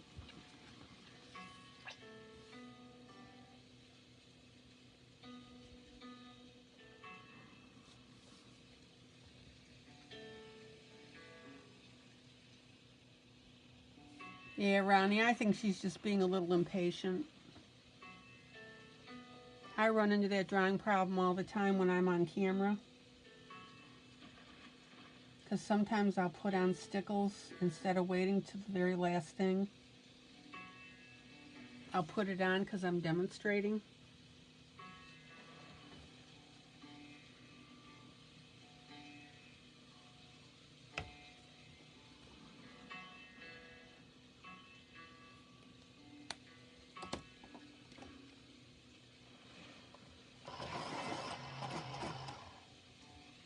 Okay, and then I'm going to play with my red pencil just a little bit. So this is not my brown that I initially went with. This is my red.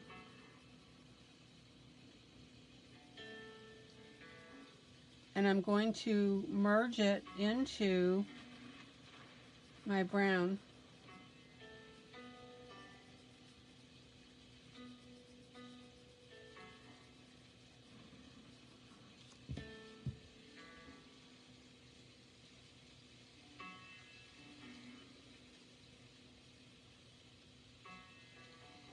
Zoom in.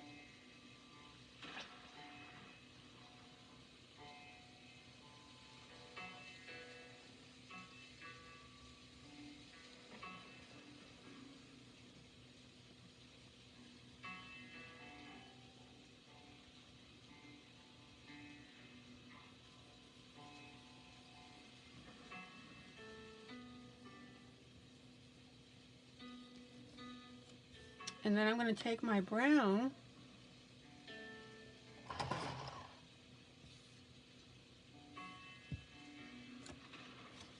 Hold on, I got to add a little more red up here.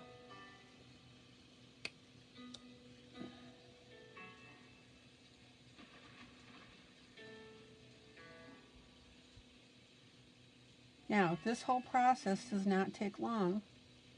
I'm just taking my time because I'm teaching it.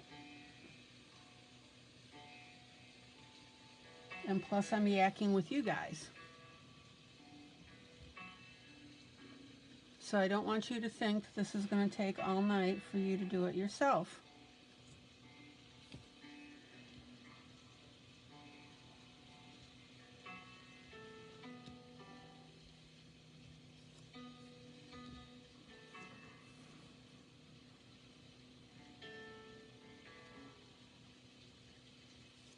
All right.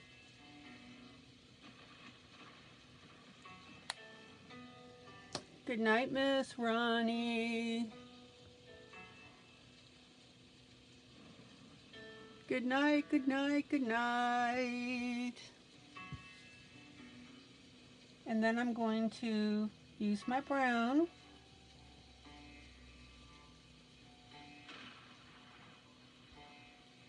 to blend into my previous reds.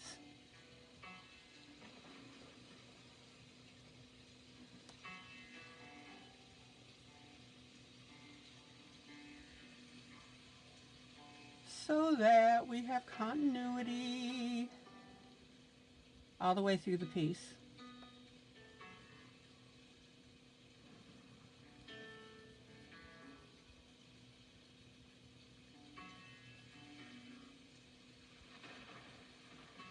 And remember, my brown was the lighter brown because this is my base color. So now I'm going through and I'm getting it to the tone that I want. Good night, Miss Pearl.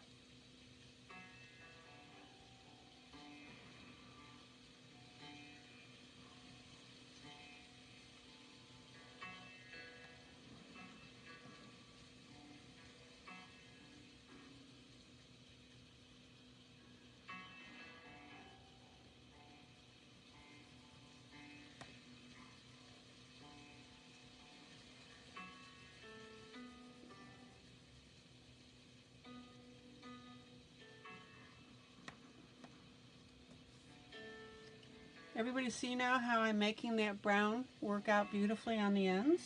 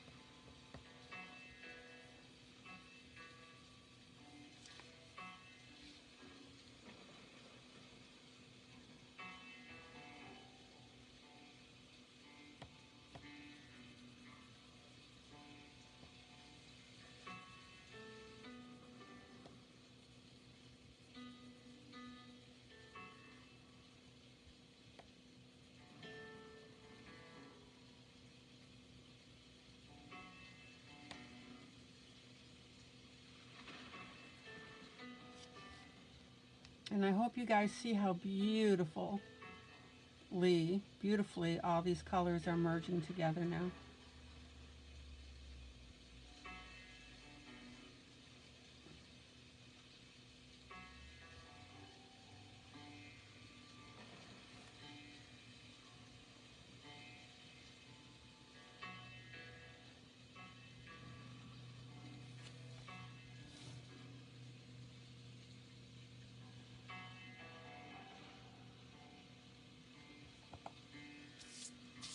Fireworks, Sandra.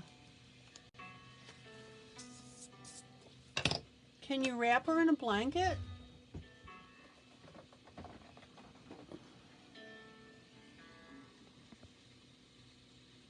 Oh, Victoria Day? Yeah, we have that problem on the 4th of July and New Year's. We constantly have lost dogs because they bolt from people's homes.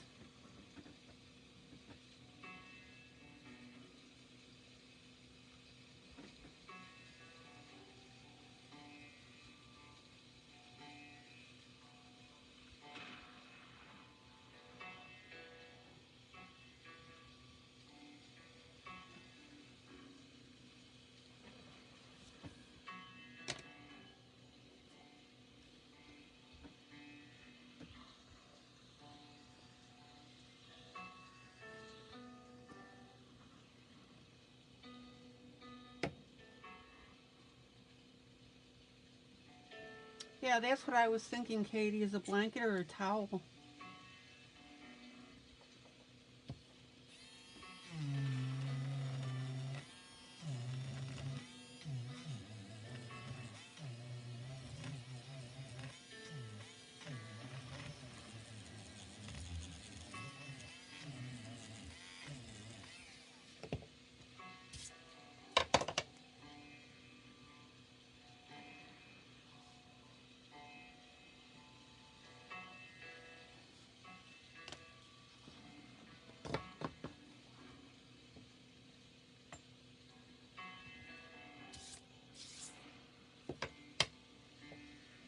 Zoom out. All right, guys. What do you think?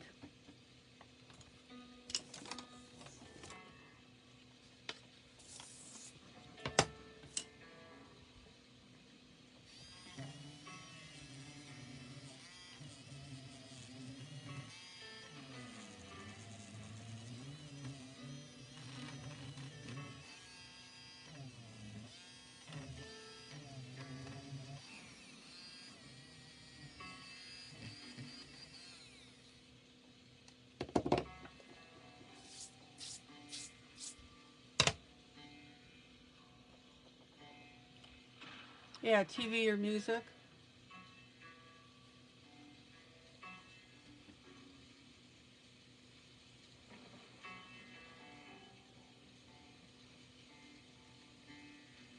Yeah, I think it's that wrapping tight that makes the difference.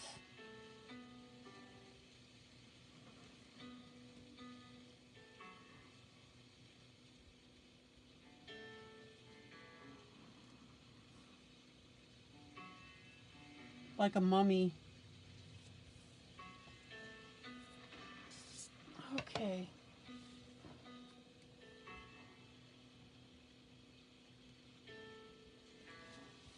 So, darker red hair in the front, darker, little lighter, coming out, lighter, lighter on the edge. Okie dokie smoky. Now, one last little adjustment and tweak.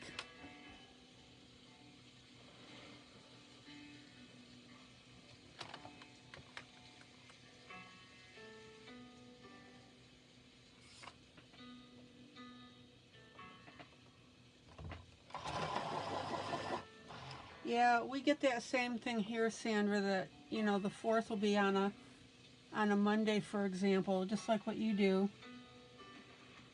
And people will be blowing off fireworks like all weekend.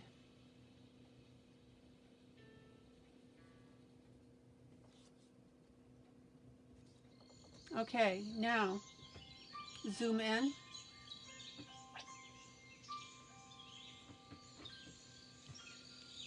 So now I'm going to take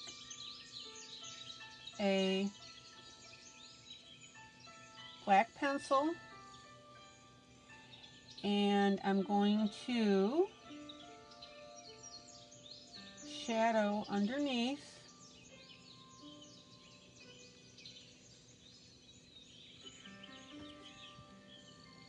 these hair strands.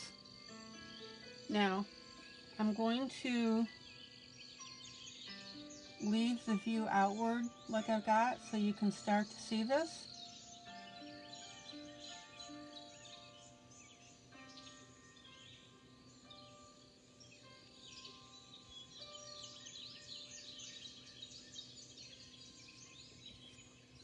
And as I'm doing this, you can start to see zoom out,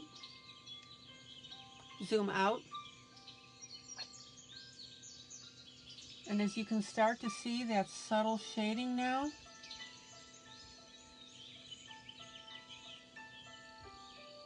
it's really making this hair look good.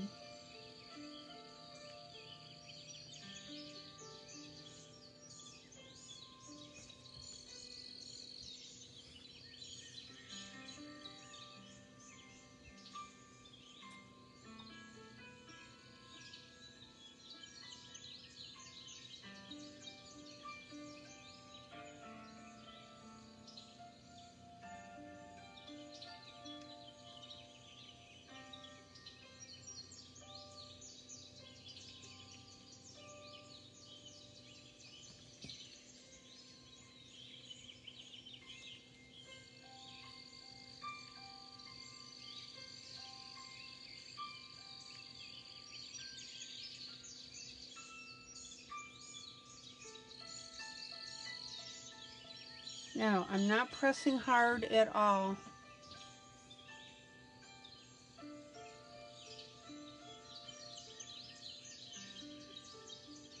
I'm letting the pencil do its own thing.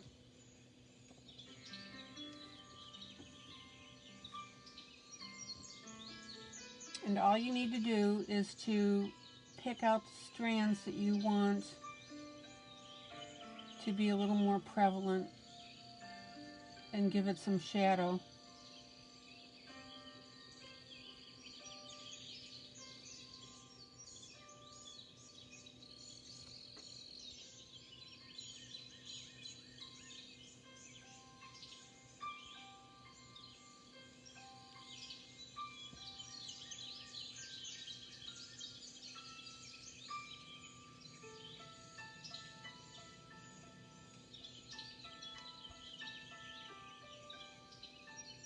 Now, on this particular drawing, the way the artist has done this, she's got some hair pieces crossing right here.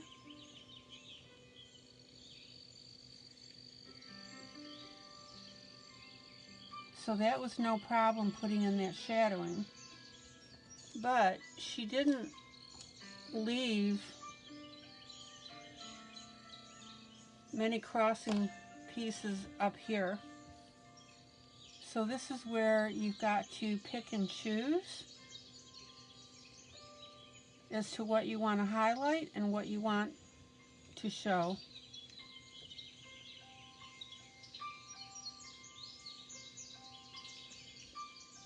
Zoom in.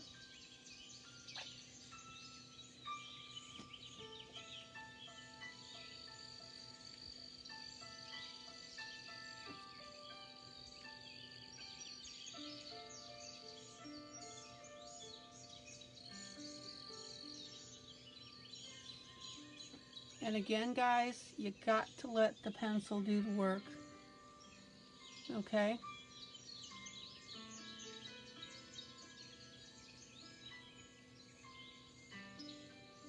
You don't want to push this at all.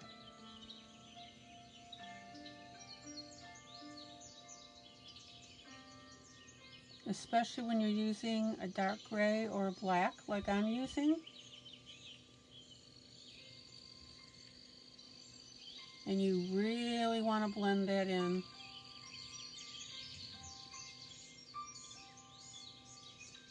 Yana, good night, good night, good night. You can catch the last hour of this when I post it.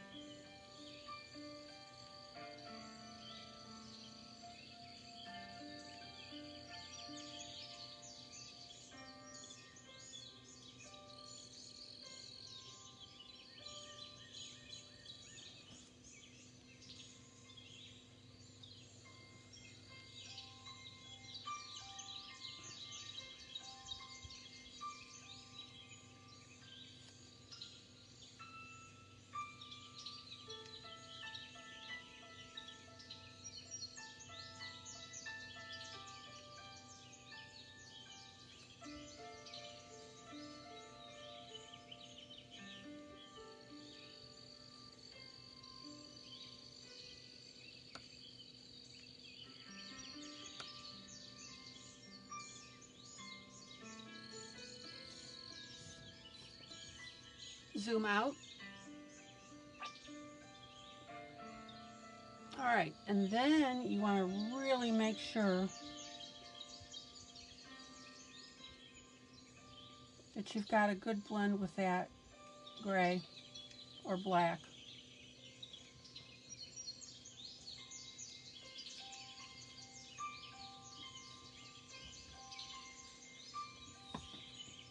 And if you need to adjust it a little bit so it doesn't look streaky,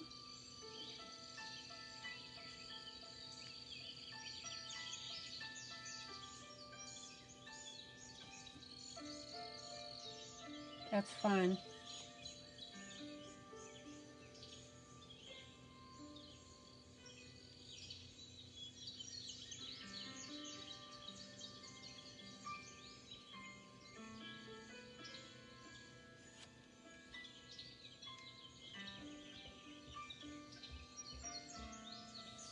Okay, now, right here, zoom in,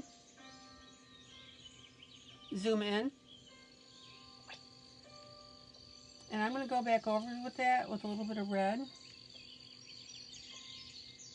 But here we've got definite areas where you can see the hair is layered. So we'll go ahead and cast that shadow.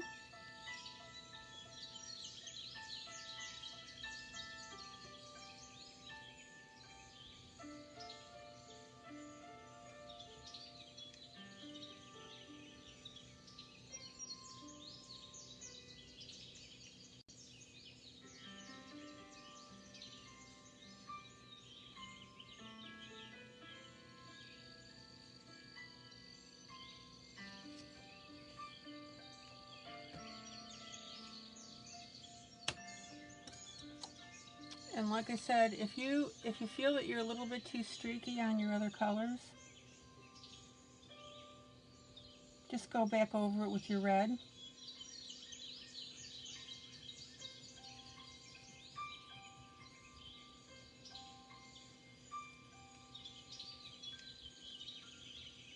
Okay.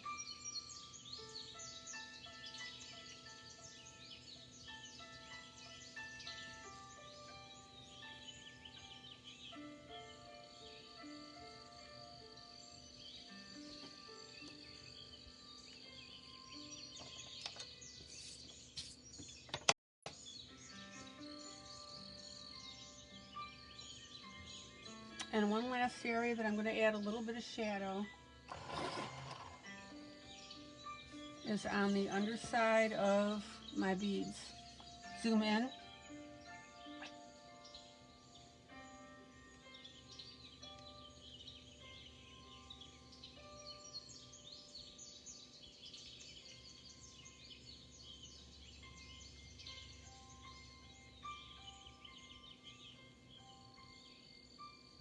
So I'm just going to come in here on the underside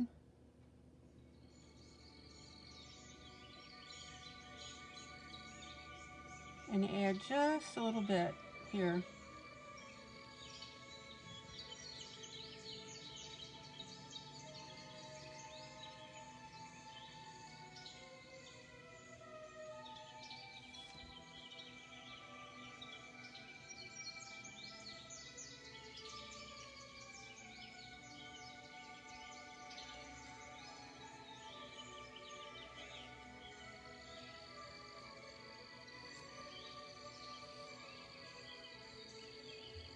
It's just a little bit of a little touch, but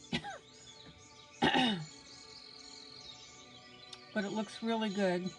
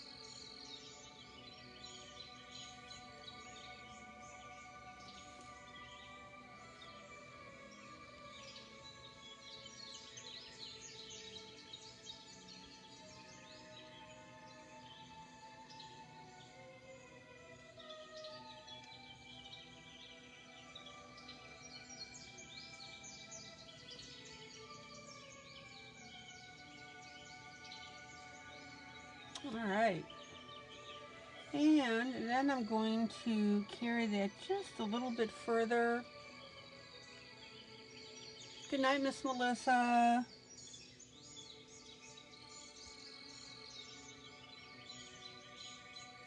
And we'll go ahead and catch the underside of what I'm calling the underside of these feathers as well.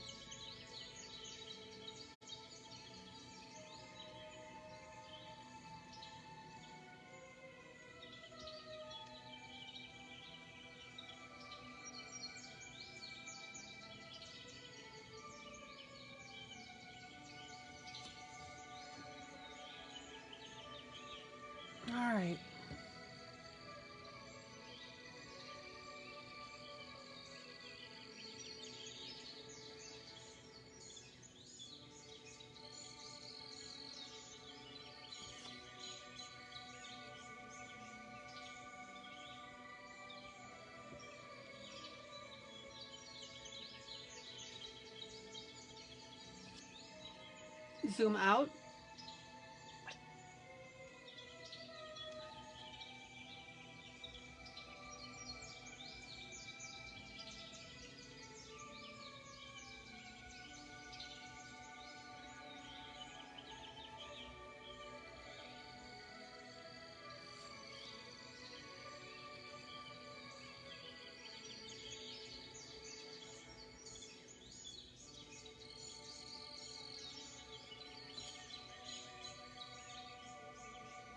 And now you can start to see that those feathers look like they're floating.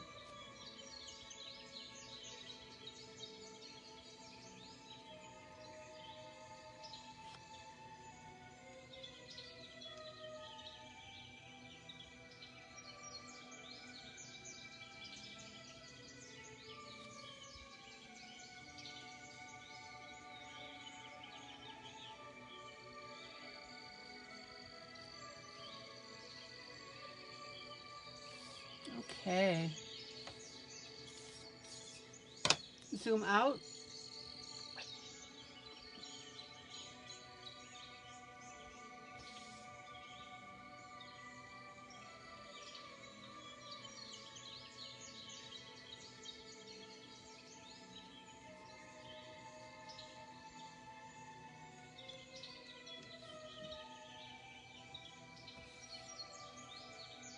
Questions?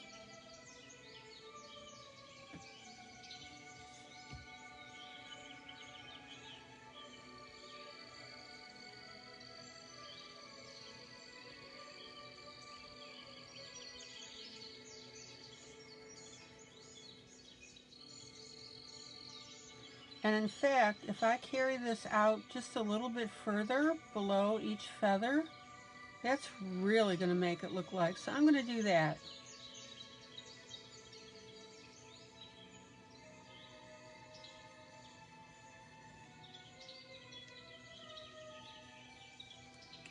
And notice that I'm holding my pencil near the end,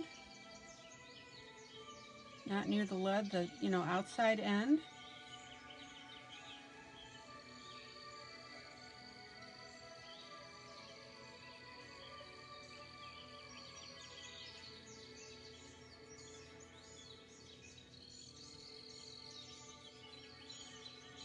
Much better.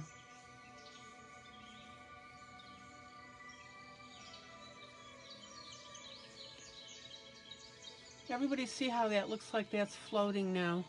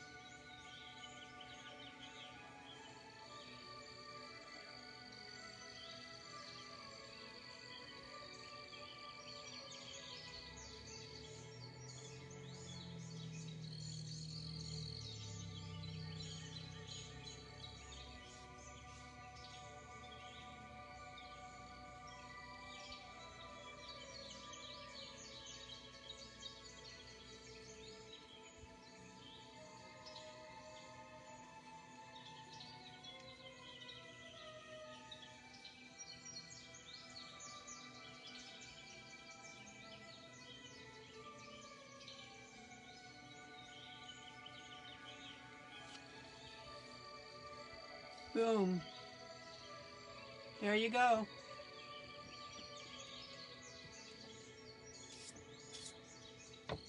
So a little bit of black on some of the strands to separate them and give dimension, and then adding shadow underneath the feathers, and now they look like they're floating on the hair, like we've got a breeze going on.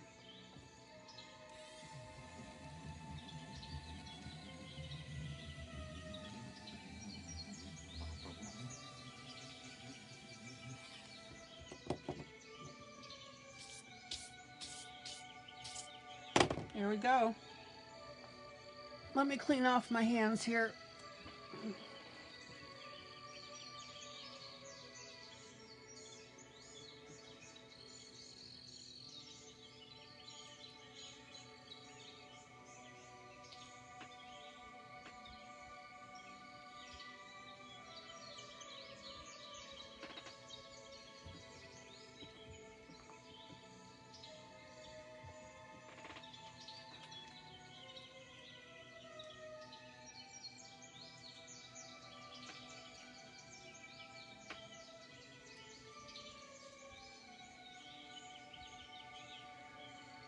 Okay, hands clean.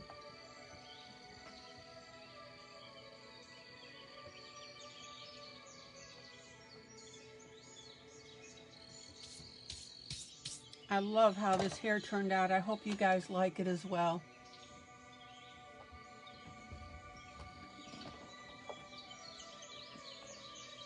All right.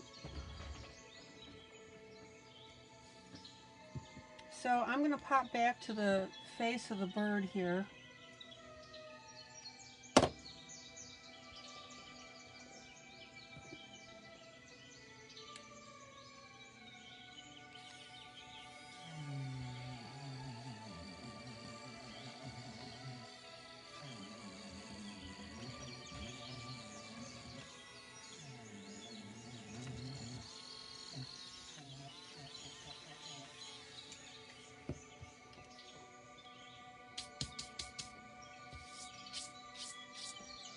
Zoom in.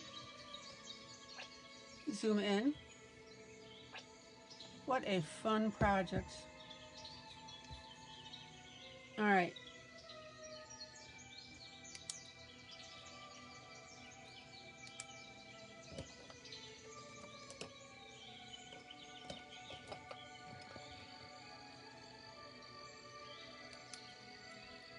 So I want my bird to be very dramatic as well.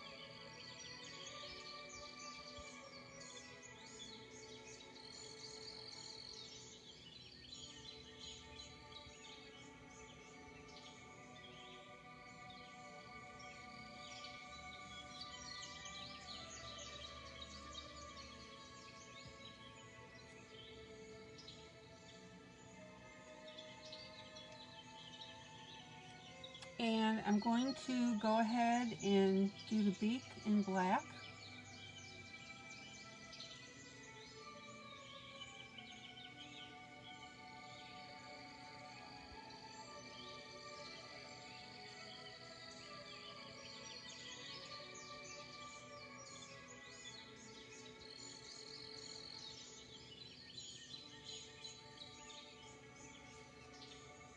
I'm going to let that dry, and then I'm going to do the underside in a gray tone.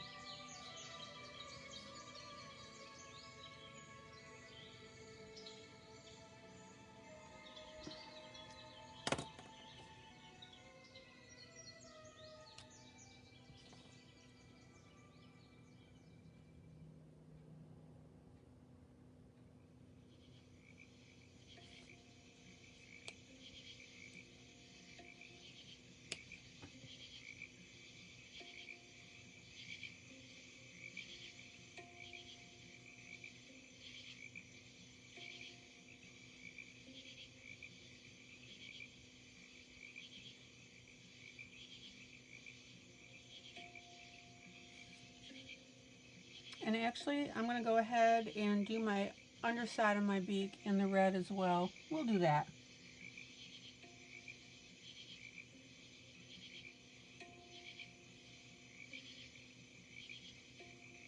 There we go. Zoom out.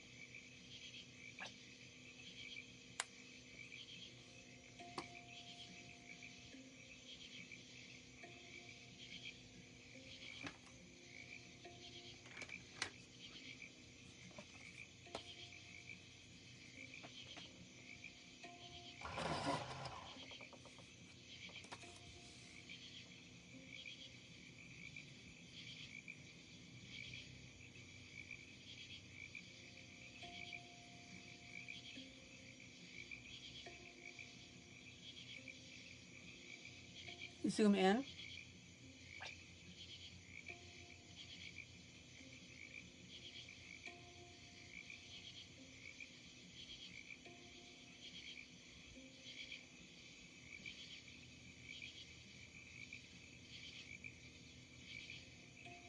Now, I picked up a little bit of black in the gold. That's my fault because that ink wasn't quite dry.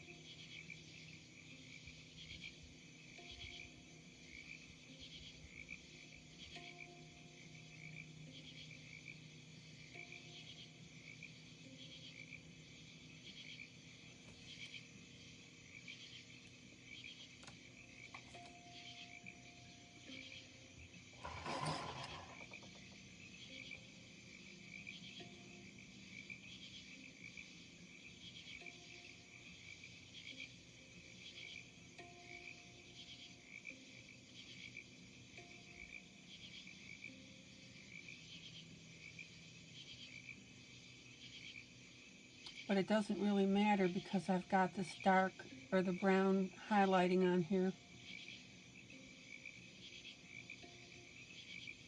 And in fact, I don't even mind that a little bit of the black came into it because it adds to the color.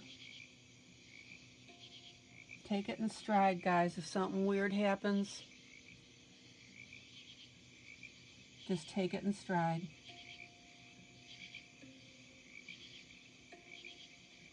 There we go. All right.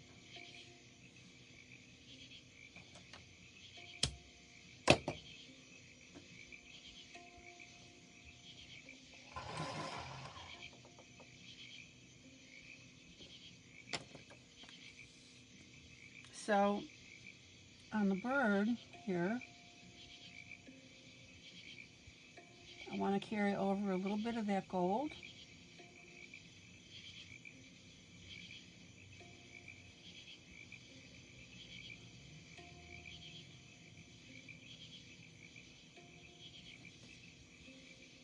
Happy accident.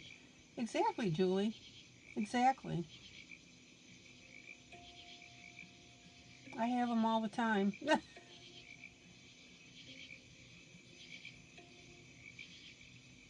The black, the black smeared into my brown, boom. Without even missing a beat, I incorporated it.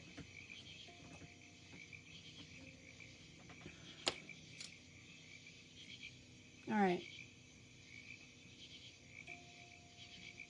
So I'm going to bring down some of the gold, or brown, excuse me.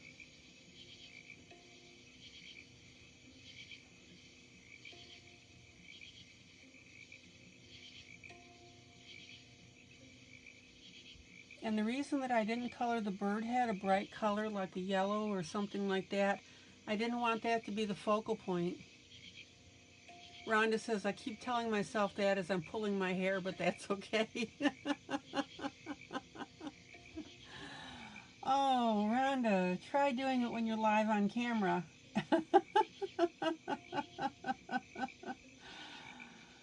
Oh, yeah. All right, now watch. So a little bit of brown. I'm just going to scoop that underneath here.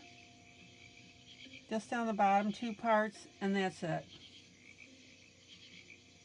All right.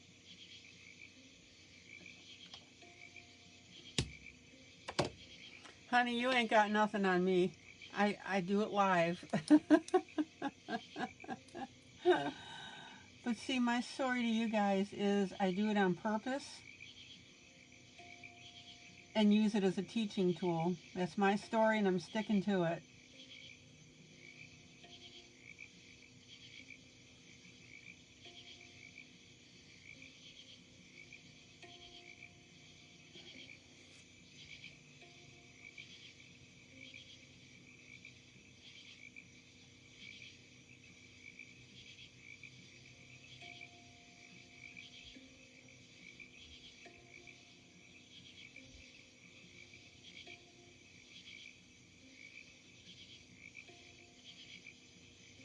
Zoom out.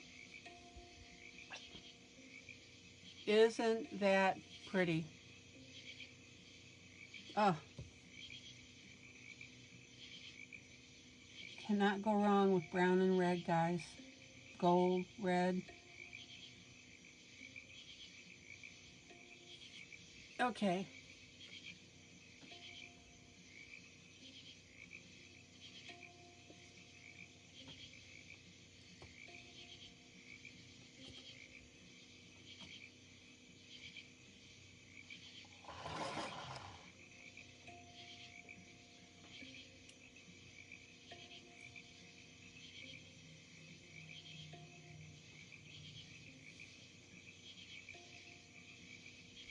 If I was live, I would say I accidentally, on purpose, smeared some black into my gold. Okay, cool. I love you guys. I hope I'm making you laugh.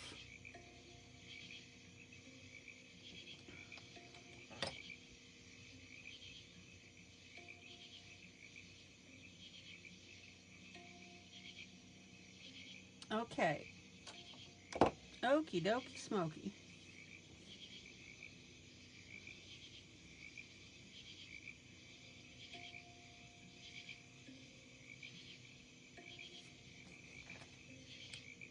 Oh, wrong color.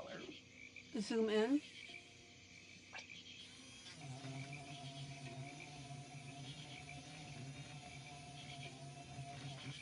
Let's try that again.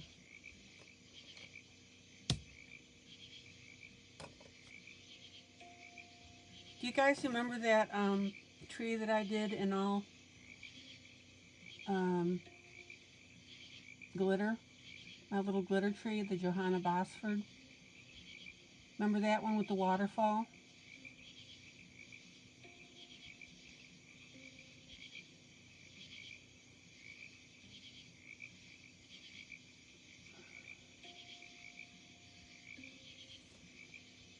So, as I'm coloring, I got my hand into that glitter. Alright, let's see what's going on here. And completely smeared that tree on the right hand side. So while I was teaching whatever point I was teaching at the time,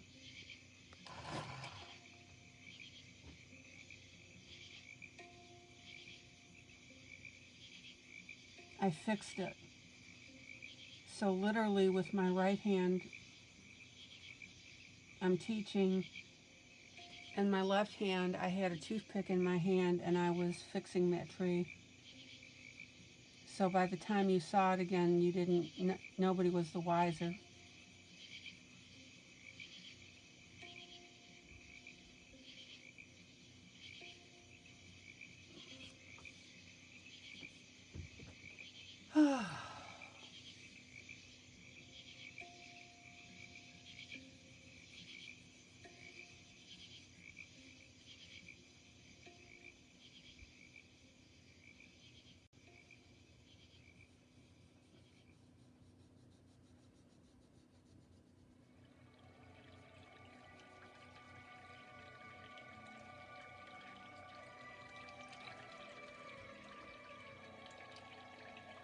Yeah, well, I'll tell you what, it was an event because I'm right-handed, obviously.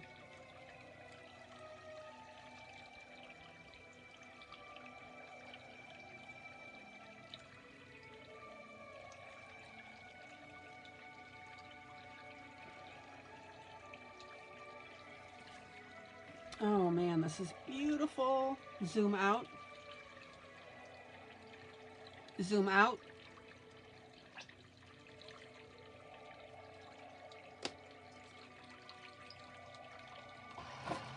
Oh, that's pretty.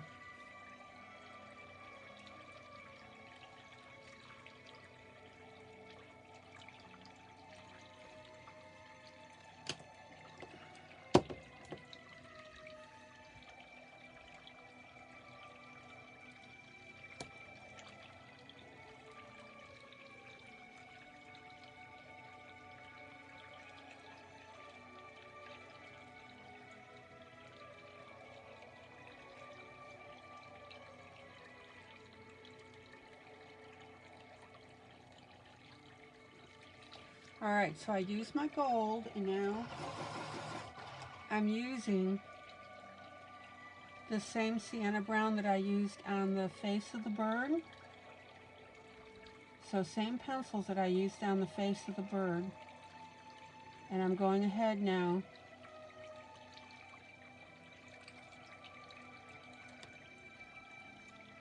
and shading this piece.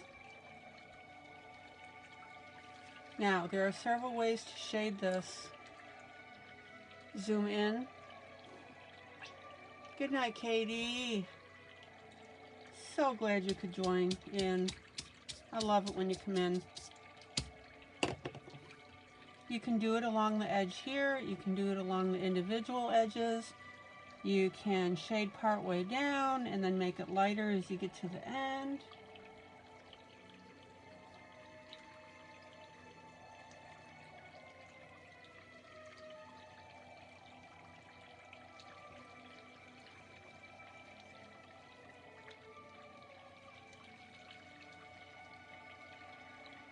Now, a lot of people, when they color, and I do it too, will darken on each side and then to make this come up as a dimensional thing. Well, there's also a lot to be said for coloring it the way I am, with the shadow on one side. See that?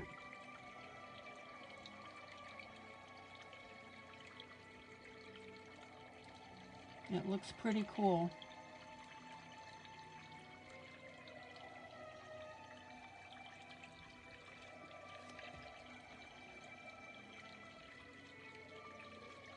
Okay, now, watch this. I'm going to take... Okay, Katie, well, I love it when you can come in, so, you know, good luck on your live, and just come in when you can, sweetie.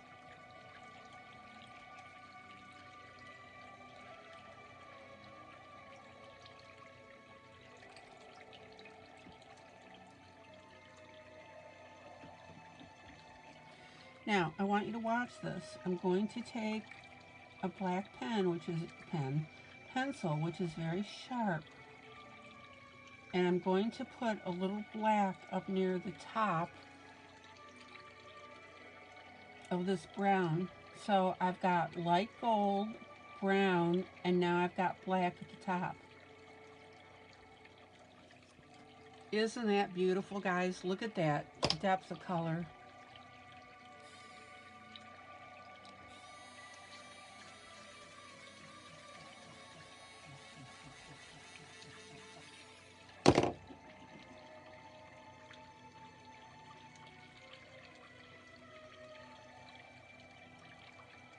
So don't forget to use black in your shadows like this, okay? Now, watch this.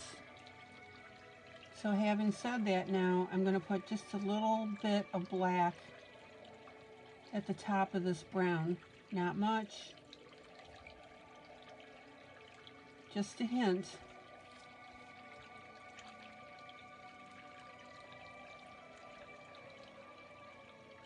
Don't get wonky with it.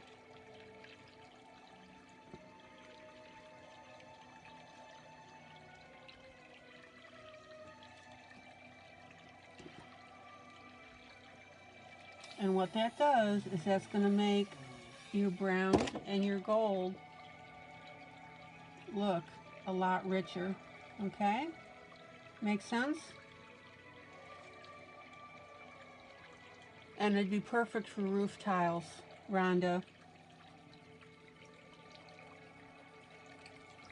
All you're doing is you're pushing the shadow with black.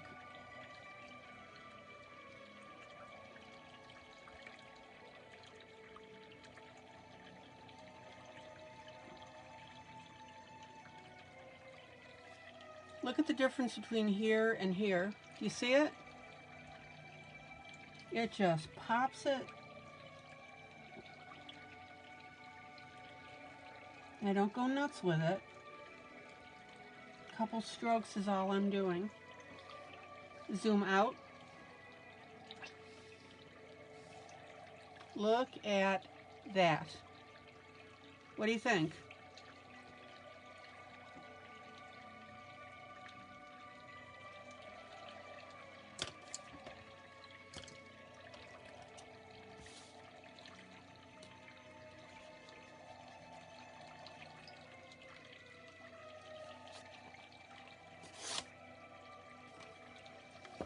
All right. Okie dokie smoky. And then I'm going to, pop goes the picture. That's right. All right, zoom in. Zoom in. So see, you can do the shading. You can see how the shading under the feather makes it work. You see how the addition of the black, light gold, brown, about 2 swipes of black. All right.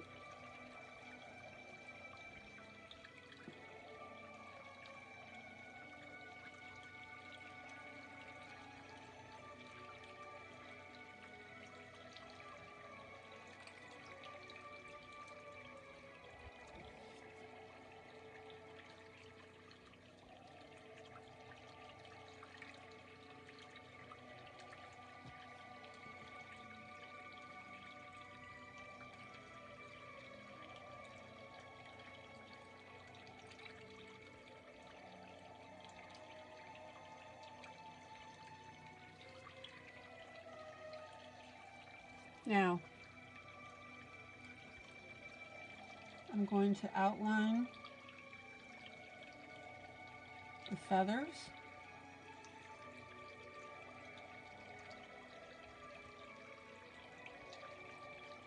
And watch this. Notice how I'm taking extra passes at the bottom. You remember what I told you that does when you do the extra passes? Somebody tell me.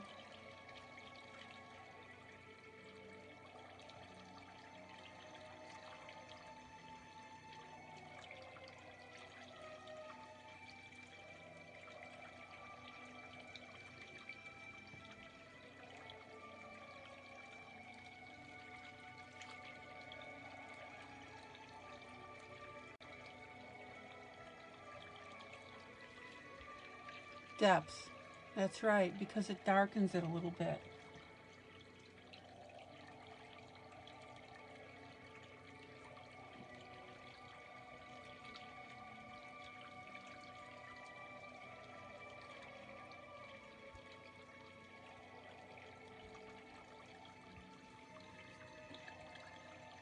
And on this longer piece here, right in the middle, I'm going to take a couple of swipes, okay?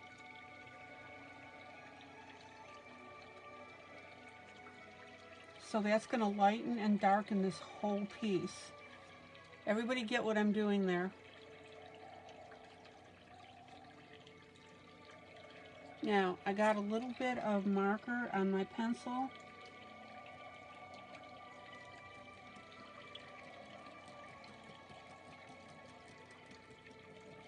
I'm going to scrape that off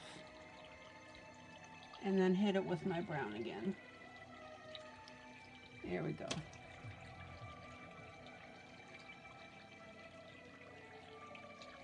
Okay, what I want you guys to see now, aren't you glad you stayed to the end? What I want you to see is this turquoise piece now, light, darker, light, darker, light, darker. So in other words, it's varying in the shade of the color.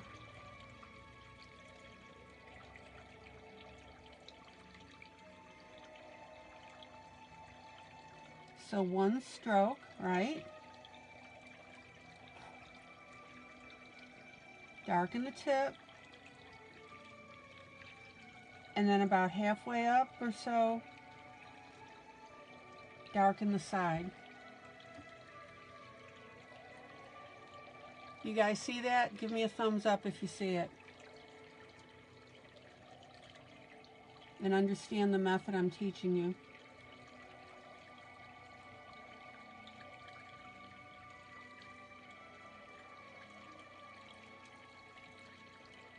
If there's any confusion as to what I'm doing,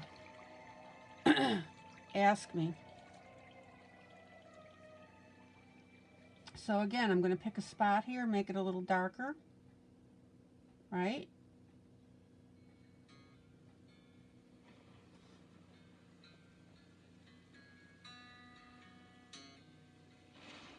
So initially one stroke, and then I just darken in a couple segments on here.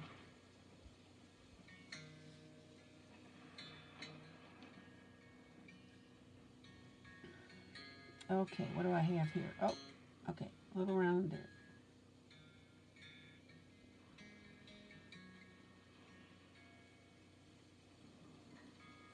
Alright, so let's do the end and then part way up.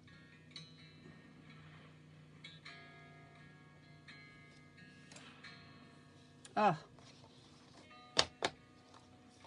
Zoom out. What do you think? What do you think?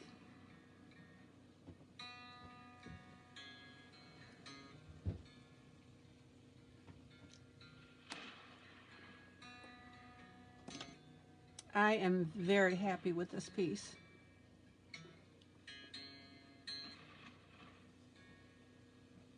And hopefully you can see the shading on the turquoise on the top feather piece.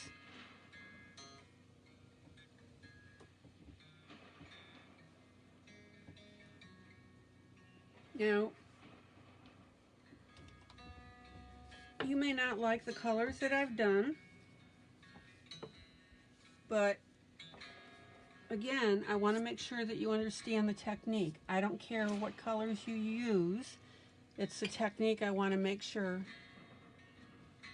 that is clear, okay? And again, this is a teaching group. That's why I keep asking you guys. Make sure you understand what I'm doing, okay?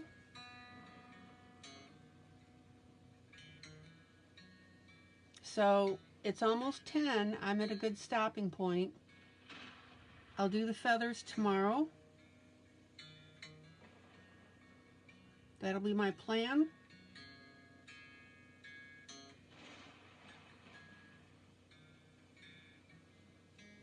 And I'll continue with this project. Now, again, depending on how my reaction is to the shot, if I have to delay a couple days, that's fine. We'll get back to this. But I hope you guys like it. I hope you see the effects that I've built into this. Not hard, guys. Totally, totally not hard at all, right? And you saw how I varied the color of the hair from the darker red out to the lighter brown.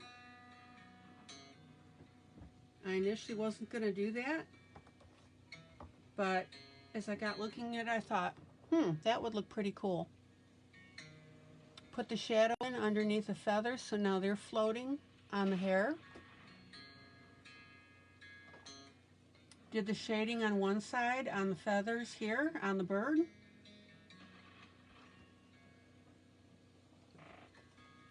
So I think we got ourselves a pretty good do on this little puppy.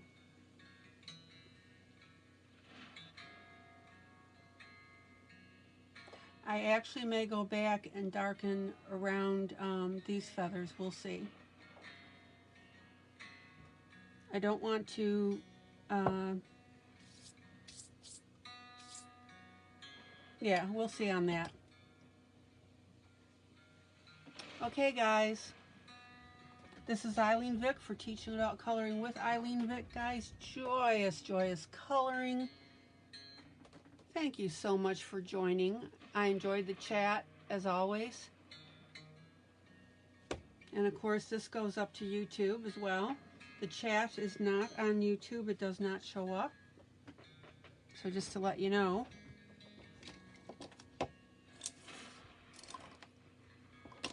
All right, guys. You take care. Thanks for watching. Bye.